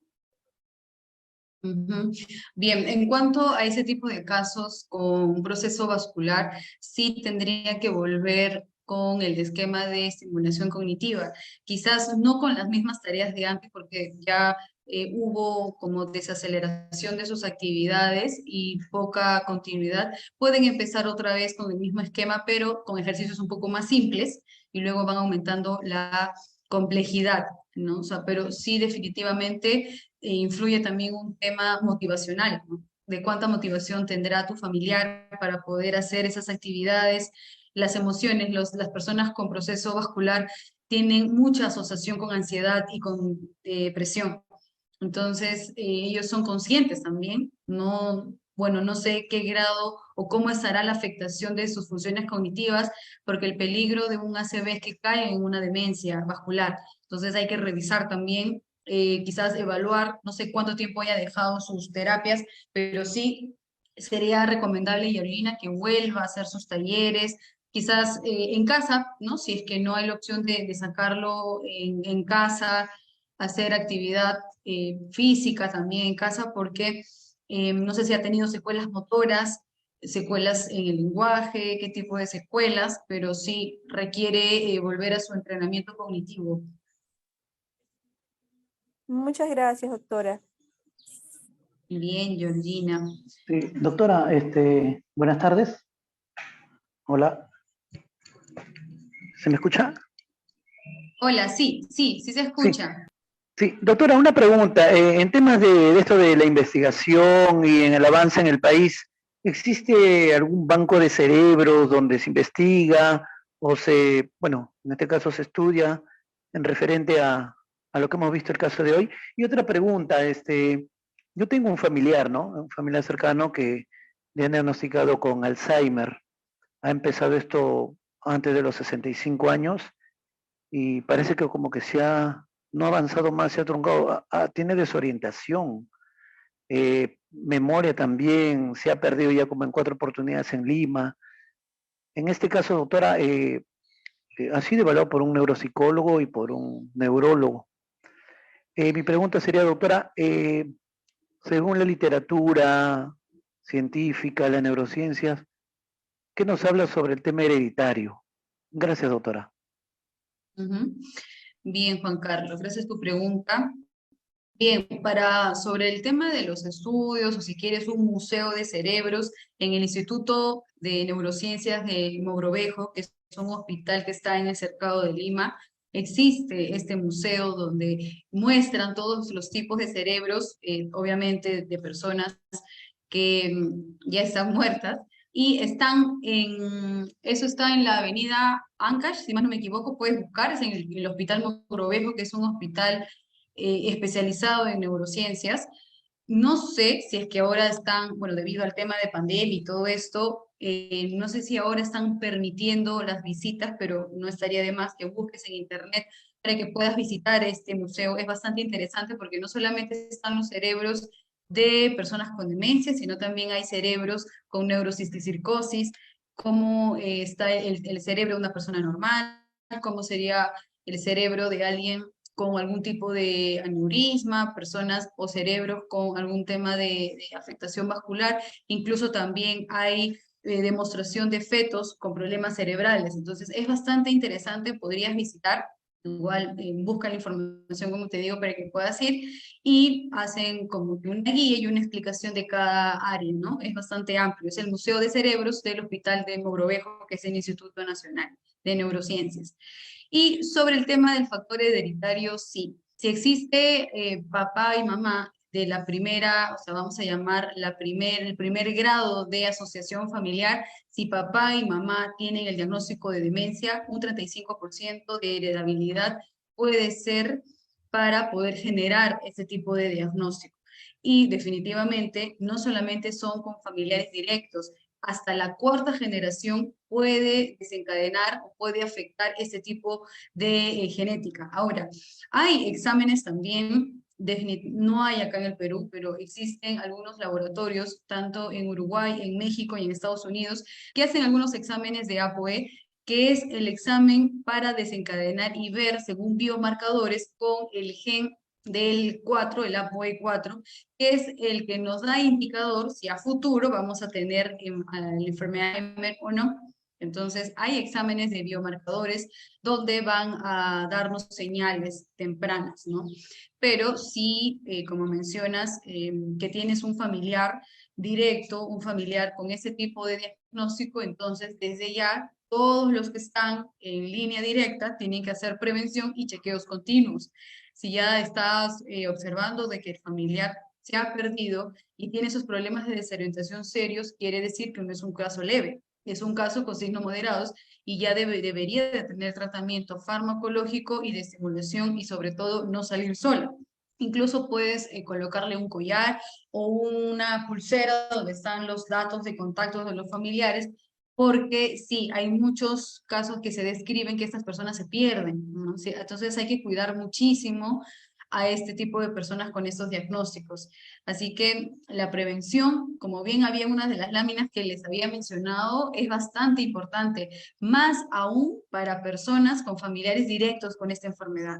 Ahora, si tenemos familiares con diabetes, familiares con ACV, familiares con hipotiroidismo, con síndrome de Down, problemas de TEC o problemas de ansiedad, depresión, también son indicadores a futuro de un problema de deterioro cognitivo. Ojo con esto, no solamente porque yo he tenido quizás un familiar que tuvo Alzheimer, quiere decir que me va a dar Alzheimer. No necesariamente. Hay que también saber que existen dos tipos de genes, los genes predisponentes y los genes determinantes. Yo puedo tener el gen predisponente porque es mi línea o mi familia sanguínea, tengo un porcentaje, ¿no? Pero no quiere decir que yo ya tenga la enfermedad o que puedo tener la enfermedad, quizás no, porque puedo elevar mi reserva cognitiva y puedo tener todos los niveles de prevención activo. Pero hay casos que lamentablemente tienen los genes predisponentes, los genes determinantes y desencadenan la enfermedad. Ahora, también hay que recordar que existen los genes del gen de la demencia de Alzheimer familiar, ¿no? Que existen también patrones genéticos que sí o sí están ya dispuestos. Entonces, existen una serie de tipos en cuanto a heredabilidad, pero ya teniendo en cuenta los factores de riesgo que ya comenté, pues tenemos que hacer prevención, ¿no? Bien. Acá tenemos otra pregunta, a ver. Acá nos menciona, a ver, dice, supongamos que yo sea el 4º grado para heredar demencia o TL, ¿el límite quedaría ahí o se puede contabilizar para mis descendientes? También, porque ¿qué pasa? El gen muta. Hay muchos casos donde tenemos antecedentes, quizás el abuelo, el tatarabuelo o el bisabuelo ha tenido demencia. Y la tercera, la cuarta, la quinta, hasta la sexta generación, en generaciones, no necesariamente van a tener demencia, pero por ahí desencadenan otro tipo de trastornos como autismo, síndrome de Down, déficit de atención. Sobre todo el déficit de atención con el tema de demencia o cualquier enfermedad neurodegenerativa está muy asociado. Entonces se ha visto casos de personas donde el abuelito tuvo demencia y el nieto o el bisnieto tuvo deterioro cognitivo o quizás el otro nieto desencadenó TDAH o autismo, ¿no? Entonces, como menciono, podemos tener o ser la 4ª generación de una descendencia de demencia y uno puede tener el gen determinado o el gen predisponente, ¿no? Uno puede tener los genes, pero de ahí a que se desencadene la enfermedad simplemente va a depender de cómo es nuestro cuidado físico, cómo es nuestro cuidado mental, qué estamos haciendo por cuidar nuestra salud y qué tipo de estrategias de prevención tenemos. Pero ya con esto estamos dando a conocer de que tenemos el peligro o estamos expuestos a tener este tipo de enfermedad. Ahora, viendo por el otro lado, ya vimos las estadísticas en cuanto al Perú y al mundo, que los casos están siendo más comunes, la incidencia está aumentando. Entonces, necesitamos cuidar, ¿no? Evitar tener estos factores de riesgo de hipertensión, colesterol, obesidad, triglicéridos, diabetes, etcétera, para no desencadenar un problema neurodegenerativo. Es decir, en síntesis, necesitamos tener un envejecimiento cerebral saludable. Necesitamos envejecer de manera natural y saludable, ¿no? Bien, no sé si alguien más tiene alguna duda. Qué interesantes sus preguntas. Muchas gracias.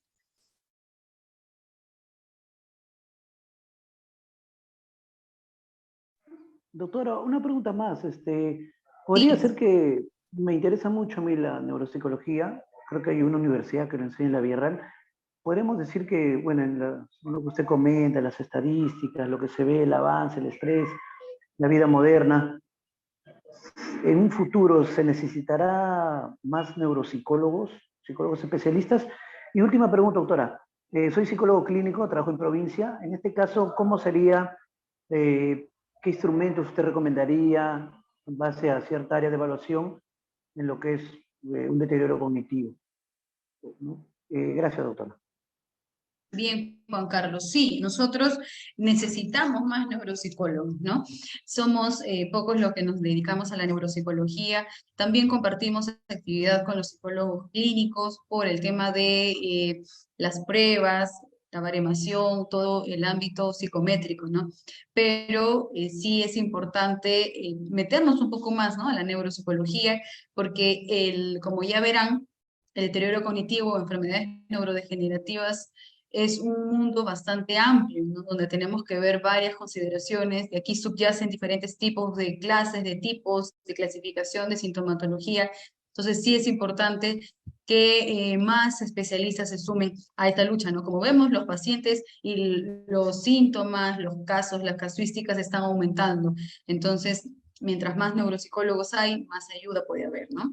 Y tu otra pregunta te refieres a la evaluación, ¿no? Sí, podemos utilizar las escalas de Wechsler para poder identificar la inteligencia, Dentro de esta escala también tenemos aspectos de comprensión, aspectos sobre memoria, velocidad de procesamiento, organización perceptual. Podemos utilizar las pruebas TAM, que es un test de alteración de la memoria. Está la escala Wechsler sobre la memoria. Tenemos evaluaciones neuropsicológicas como el LURIA-DNA, que es para adultos, o el LURIA también hay para niños. Tenemos otro tipo de pruebas para las funciones ejecutivas como el INECO, que es una prueba de funcionamiento ejecutivo. Existe la prueba del INFEN, también hay para niños y para adultos. Entonces necesitamos, y es más, nosotros podemos armar también nuestras propias baterías haciendo y consiguiendo una variación. Podemos nosotros evaluar el aspecto de la atención, por ejemplo, utilizando el test de TAM, el test del TMT, el Train Milking Test, el Stroop Test, todo el aspecto de velocidad de procesamiento de la información de Wechsler, y con ello podemos hacer como que vamos a comparar cómo van los resultados, cómo va fluctuando la atención con ese tipo de pruebas y armamos nuestra propia evaluación. Entonces, realmente no es que exista una prueba universal que nos va a dar, ¿no? Existen otras pruebas que sí, que son amplias y que podemos usar, como el test de Barcelona, eh, varios test que van a ser bastante sensibles. Hay uno que es bastante usado y conocido, que es el Neuropsy, pero de todas maneras no podemos quedarnos con las respuestas de un test. Necesitamos usar varios para contrarrestar información, pero este es el punto psicométrico. Está el otro lado, que es la evaluación, la entrevista, que es la más psicológica, que es la entrevista hacia los familiares o las personas con las que viven esos pacientes. Porque ya también había mencionado, puede ser una persona con una gran inteligencia, con gran reserva cognitiva, que en todas las pruebas saca muchos puntajes altos y no nos da indicador de nada. Pero en la vida diaria, en la funcionalidad, o quizás la parte ecológica nos indica que sí comete errores, que suele meter el azúcar a la refrigeradora. ¿Y en qué test eso nos dice? No tenemos un test donde mide si la persona se viste al revés. No tenemos, o quizás con la figura del rey, los seres humanos no andamos haciendo figuras del rey todos los días, o para poder estar en casa, saber si me acuerdo mi edad o sé con quiénes vivo, no voy a hacer una figura del rey. Entonces, hay muchas cuestiones. El tema psicométrico o que la baremación es un punto importante, sí, pero también es necesario el tema clínico, ¿no? ¿Cuáles son los criterios que tenemos en los manuales diagnósticos que se cumplen en la vida diaria y cómo es la afectación? Entonces, esto también es de vital importancia, ¿no? Hacer un balance entre el criterio psicométrico con el criterio clínico, ¿no? Muy bien. Luego nos pregunta Marta. Mamá y papá tienen hipotiroidismo. Nosotros también tenemos, acá faltó completar la pregunta, dice, mi está con ACV, estoy en riesgo. Bien, tienes antecedentes familiares de hipotiroidismo. Quizás lo más sugerente, Marta, es que pases por tu médico tratante, que te pueda hacer un estudio completo de tu perfil metabólico para ver si es que también tienes algún tema con el hipotiroidismo, tengas algún proceso tiroideo. Y también revisa tu tema vascular, ¿no? Revisa cómo va en aspectos de cardiología, si tienes procesos de presión alta, si tus arterias están en buen estado, quizás con algún apoyo de imágenes como ecodoppler pueden ayudar cómo va tu proceso de arterias, y siempre hacerte chequeos, ¿no? De que podrías estar en riesgo, es más que todo por antecedentes, ¿no? Pero no significa que tú ahora en este momento tengas también hipotiroidismo o que puedas tener ACV. Definitivamente todas las personas tenemos un organismo distinto, por más que tengamos antecedentes o familias con ese tipo de enfermedades. Entonces, es mejor pasar la consulta, tener todos los chequeos médicos y con ello poder determinar qué diagnóstico podrías tener o tienes, ¿no? Luego acá nos menciona María, ¿cómo poder evaluar depresión en pacientes adultos mayores con deterioro cognitivo mayor o demencia? ¿Qué pruebas se utilizarían? La prueba que se utiliza para personas adultas mayores es la de Yesavage, ¿no? Que existen varias modalidades, la completa, que son de 30 preguntas, la que se utiliza, que es la más común, que es de 15, y hay otra que es muy abreviada, que ha sido ya validada también aquí en Perú, que tiene cuatro preguntas, pero eso solamente es hasta personas que tienen un grado de conciencia, es decir, personas con un deterioro hasta un grado quizás leve, ¿no? Porque pueden manifestar su sintomatología, incluso también escuchar qué es lo que sienten día a día, si es que sienten pena en una entrevista, no sé si es que sienten pena, tristeza, si es que ha disminuido el apetito, alteración del sueño, etcétera, todos los criterios de la depresión puede hacerse, pero en personas con demencia de un grado moderado o severo, donde los síntomas son ya mayores y que definitivamente tienen afectación en la comprensión, en el lenguaje articulatorio, va a ser complicado tener que hacerles las preguntas a ellos mismos. Aquí recurrimos a los cuidadores o a los familiares que están en el día a día. Entonces, haciéndole las preguntas a ellos, podemos darnos cuenta si esta persona está deprimida o no, ¿no? Si es que se aísla, si es que es apático, etcétera. Entonces, sí existen pruebas, como menciona la del Yesavage, para poder evaluar a estas personas, pero si no, definitivamente tenemos que utilizar a los familiares, ¿no? Que son los cuidadores. Acá nos vuelve a comentar Marta, conoció a un paciente que todos los días iba al cementerio a conversar con sus papás. Llegó a demencia, no necesariamente, ¿no? O sea, porque vaya a visitar el cementerio a conversar con sus seres queridos o quizás a desahogarse, no necesariamente es que tenga demencia, ¿no? O sea, definitivamente cada quien puede conmemorar o quizás honrar a sus fallecidos de una manera distinta, ¿no? Algunos van al cementerio, conversan en las lápidas o los recuerdan de otra manera, ¿no? Pero no porque hablen o vayan al cementerio a hablar con esta lápida o la tumba, ya esa persona está demente, ¿no? No, recuerden que como vimos en una lámina anterior, la demencia dista mucho de la locura o dista mucho de algunos comportamientos psicóticos que son totalmente diferentes, ¿no? No hay algunos síntomas que van a decir, o es más, incluso se utiliza de una forma muy coloquial, ¿no? Ya estás demente, como que para dar un calificativo a una persona, ¿no? Estás demente, te comportas como un demente, ¿no? Pero la demencia no es eso, ¿no?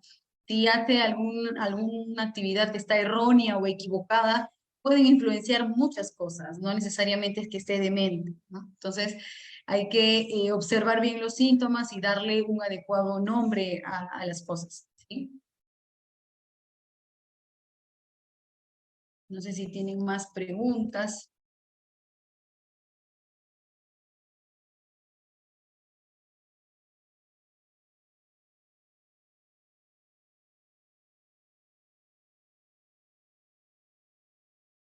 ¿Alguien más quisiera comentar o preguntar, contar algún caso?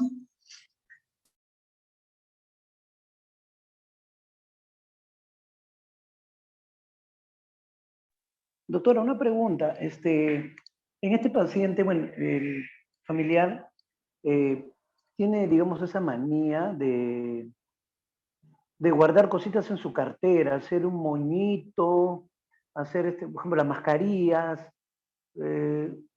lo hace un moñito y lo guarda.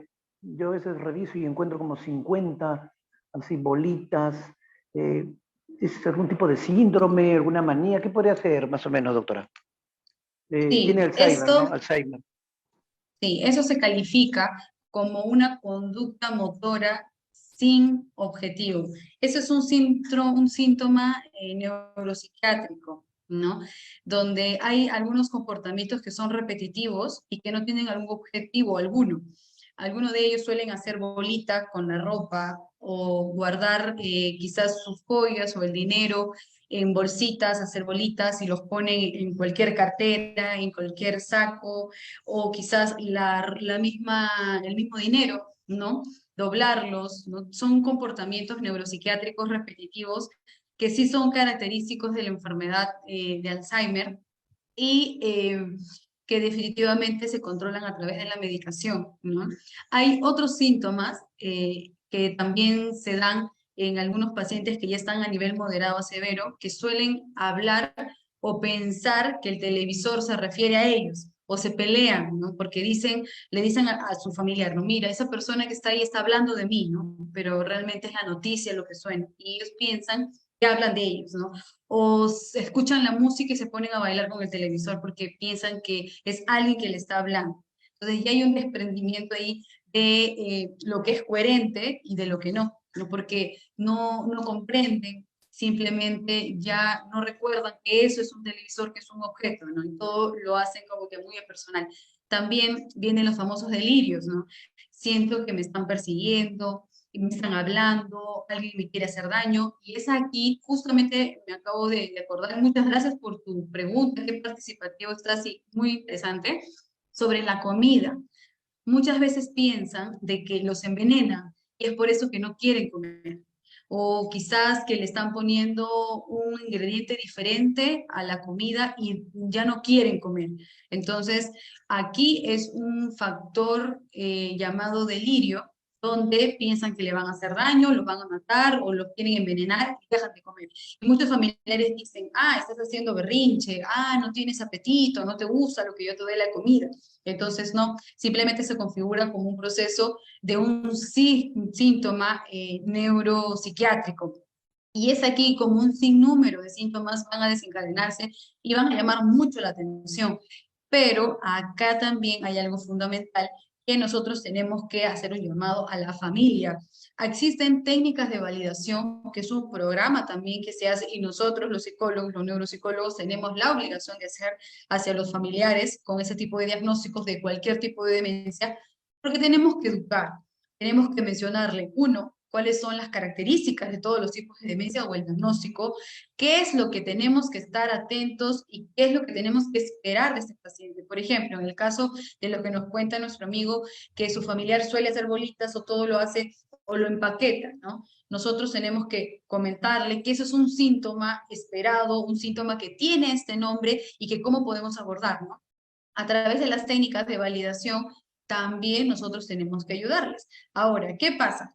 Que cuando salen de casa o se pierden es porque simplemente no hayan su espacio en la casa, se desorientan de tal manera que piensan que su casa no es su casa y que quieren ir a su casa. Entonces, ¿qué hacemos ahí? No le podemos gritar, no le podemos decir, mira, esta es tu casa, reconoce, no vamos a salir. No podemos entrar en un tema de confrontación. Nosotros tenemos que utilizar técnicas de validación, que esto es dado por una médico neuróloga llamada la doctora Neil, que creó esta técnica en 1982. Entonces, esta técnica tiene años, sin embargo no la usan. Sin embargo, los familiares no saben de esto y tratan o a veces maltratan sin querer queriendo a su familiar. Entonces, existen muchas formas de poder actuar, formas de poder ayudar a estas personas con ese tipo de síntomas neuropsiquiátricos sin hacerle daño. ¿Sí? Veo que llegan más preguntas, vamos a contestar las preguntas. Gonzalo Reyes dice, ¿el Minimental o MoCA en la práctica clínica, qué tan confiables son para detectar deterioro cognitivo? Bien, el Minimental y el MoCA son dos pruebas de screening que podemos tomar en una primera consulta de una manera rápida, breve, para poder saber si esta persona está teniendo algún cambio cognitivo. No podemos decir que con estas pruebas vamos a diagnosticar, no se hace eso, porque el Minimental y el MoCA nos demora solamente 5 minutos en aplicar, y con 5 minutos de evaluación nosotros no podemos diagnosticar.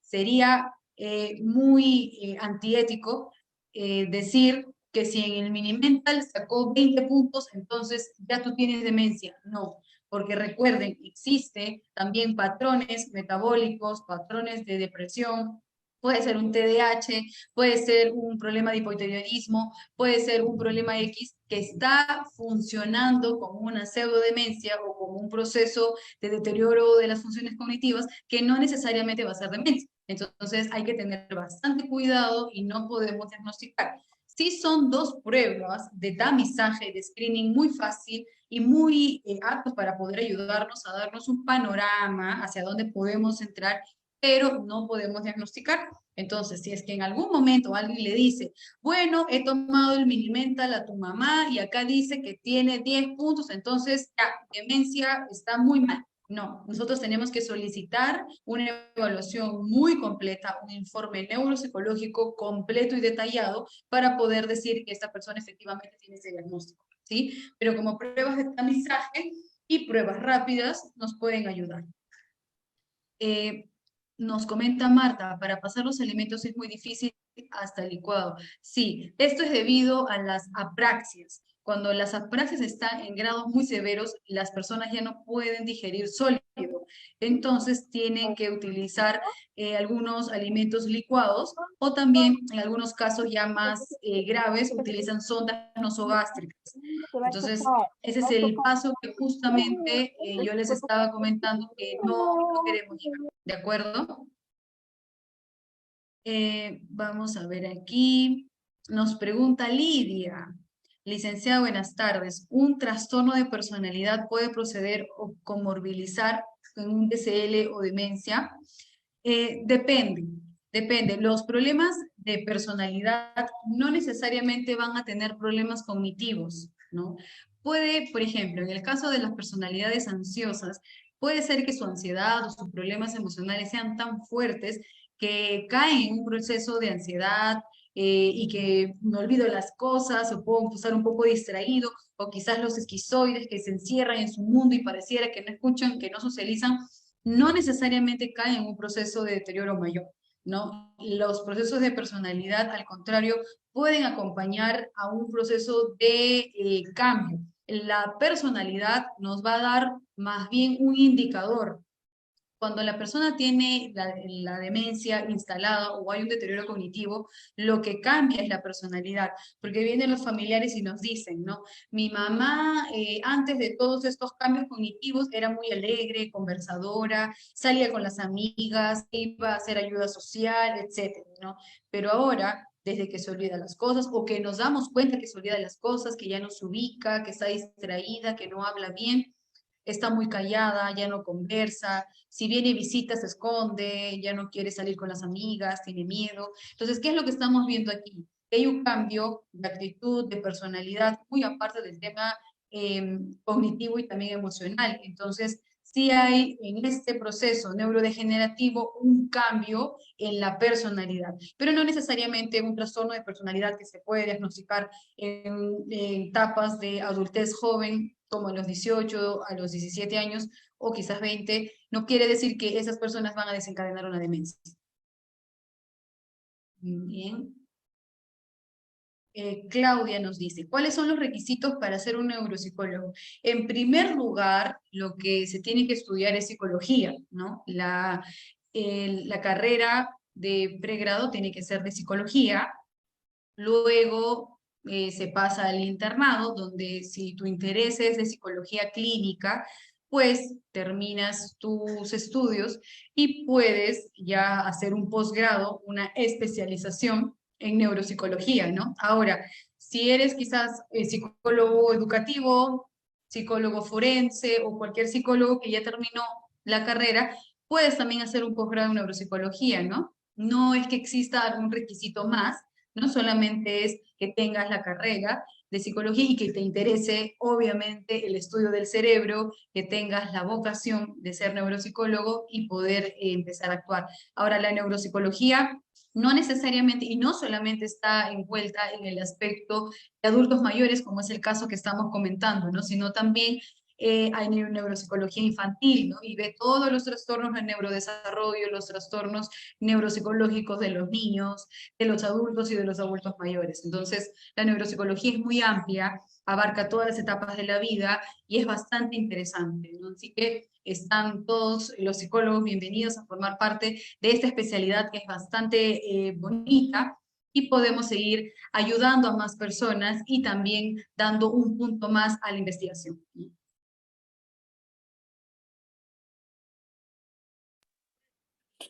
Licenciada, disculpe, nuevamente una consulta. Sí. Mire, ya que mi familiar ha tenido el retroceso en las estimulaciones cognitivas, ¿con qué especialista, con qué especialidad él debería pasar nuevamente? ¿Con usted o con un neurólogo, con un médico de rehabilitación? ¿Con qué especialidad usted me recomendaría? Bien, lo primero que debería de hacer es volver a tener una cita con neuropsicología, ¿no? En este caso con mi especialidad, con neuropsicología para ver una evaluación y tener un contraste, ¿no? De cómo fue al inicio cuando tuvo el ACV, me imagino que le hicieron una evaluación o que tienen algunos datos de evaluación para hacer un contraste, o quizás si es que no hay, ahora hacer una evaluación que sería la línea base, y con esto poder ver cómo estamos encontrando al paciente para iniciar nuevamente el tema de la rehabilitación cognitiva y la estimulación cognitiva. Ahora, seguramente ya tu familiar a través de neurología ya tiene tratamiento, porque definitivamente necesita tener tratamientos para el tema de prevenir un ACV, o quizás mejorar los patrones de hipertensión o cualquier factor de riesgo, ¿no? Eso ya va también de la mano. Pero sí, lo primero que tendría que pasar es por neuropsicología para ver el proceso de su evaluación y posterior a intervención neuropsicológica. Claro. Ya, doctora, muchas gracias. Mire, él te atiende en el Hospital Loaiza. Bueno, cuando él pasó con neurología, a él le dijeron, estás bien y todo. Yo soy licenciada en rehabilitación física. Entonces, a él le dijeron que estaba todo bien, que no, que ya él siga con sus medicamentos y todo, ¿no? Entonces, como yo lo veía a mi familiar con deficiencias en motoras, no en las praxias, y entonces yo empecé a buscar, bueno, una colega le ha estado a él haciendo las terapias, ¿no? Ha avanzado muy bien, ha avanzado bastante, pero de ahí ha tenido como que un relajo. Él ya quería ser independiente solo, o sea, él puede hacer sus cosas sola, pero ya como que ya no quería mucho que esté la terapeuta, eh, y como que se ha relajado, ¿no? Se ha relajado, ya no hacía los trabajos que le dejaban, y después la terapeuta se dio cuenta que pues estaba retrocediendo, ¿no? Empezó nuevamente a hacer los trabajos, ¿no? Empezar nuevamente de a pocos, ¿no? Y bueno, y como que a los hijos les recomendaron que le lleven a terapia de lenguaje, ¿no? O sea, bueno, yo como que le digo, no, o sea, él no necesita ahorita un terapeuta de lenguaje, sino una estimulación cognitiva, ¿no? Bueno, es mi apreciación, ¿no? Entonces, por eso yo le comentaba si podía pasar con usted o nuevamente con el neurólogo, ¿no? Sí, sí, en primer lugar tendría que ser por neuropsicología y luego retomar sus actividades cognitivas, ¿no? Porque influye un factor motivacional, ¿no? Como ya había mencionado, porque de hecho quiere volver a su vida normal, quiere volver a ser como antes, entonces ahí es donde se tiene que cambiar un poco los ejercicios, el estilo, quizás también hacer un acompañamiento emocional, ¿no? Entonces, sí, él tendría que continuar, porque recuerda que en ese proceso de ACV, la afectación o el área lesionada definitivamente necesita bastante entrenamiento para volver a tener un cambio, ¿no? Y si detenemos esto, entonces viene lo que ha pasado con él, no retroceder. Entonces, sí, sería bueno de que pase por neuropsicología, tiene su tratamiento, la estimulación cognitiva, y volver a empezar con ello, ¿no? Con el entrenamiento. Si le ha mencionado el médico que, bueno, está bien y que no hay peligro y que no requiere quizás otra medicación, pues está bien por ese aspecto, ¿no? Pero el otro entrenamiento físico y también cognitivo tiene que ser continuo y perenne a largo plazo. Claro, muchas gracias, doctora, muchas gracias. Bien, Georgina. Bien, no sé Doctora, más. sí, ¿Sí? licenciada, en el caso, una consulta. Tengo un familiar que cuando tenía 25 años tuvo un traumatismo encefalocraniano grave. Bueno, de joven, o sea, se ha podido desenvolver muy bien, está muy bien, pero ya hace unos meses está teniendo, de alguna forma, nota que ha descendido, ha habido un cambio, ¿no? En el nivel de memoria, ¿no? ¿Qué secuelas hay con respecto a lo que es el traumatismo encefalocraniano grave? ¿Y qué recomendaciones usted le daría, ¿no? Para poder prevenir? Bien, Cuando hay un TEC severo, estamos hablando de que el cerebro empieza en un tema de rotación, ¿no? Hace esto. Y depende del lado donde ha sido afectado, si es esto de manera frontal o el golpe ha sido quizás parietal, occipital, el cerebro sufre el golpe con el cráneo.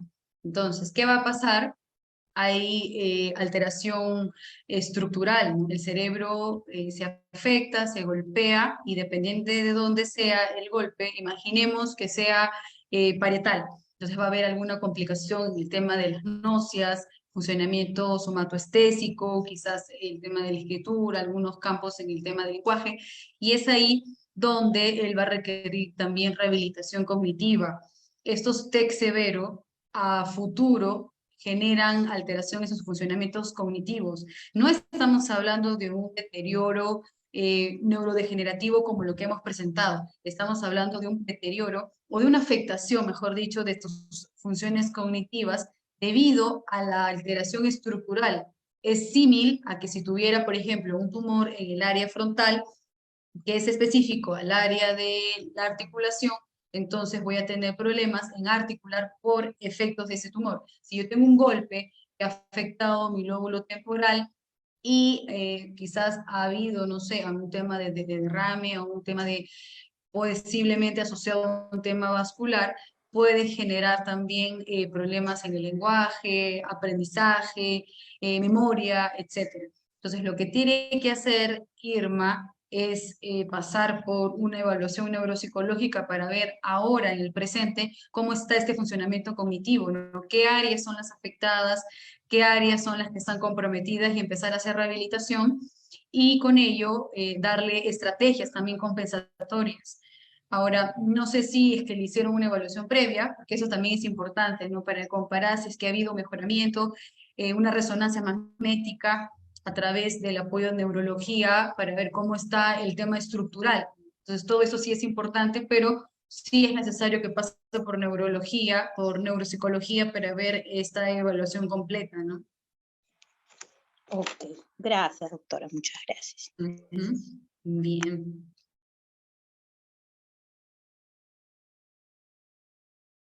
Bien, doctora, entonces si no hay más preguntas, podemos, siendo ya faltando 3 minutos para las 6, dar por concluido su conferencia, sino antes agradecer a través del nombre del Consejo Electivo Regional 1 Lima y Callao, en especial de nuestra decana, la doctora Mabel, por esta excelente ponencia, ¿no? Ha tenido bastante acogida, ha habido mucha interacción, y eso es lo que buscamos, ¿no? A través de estas conferencias.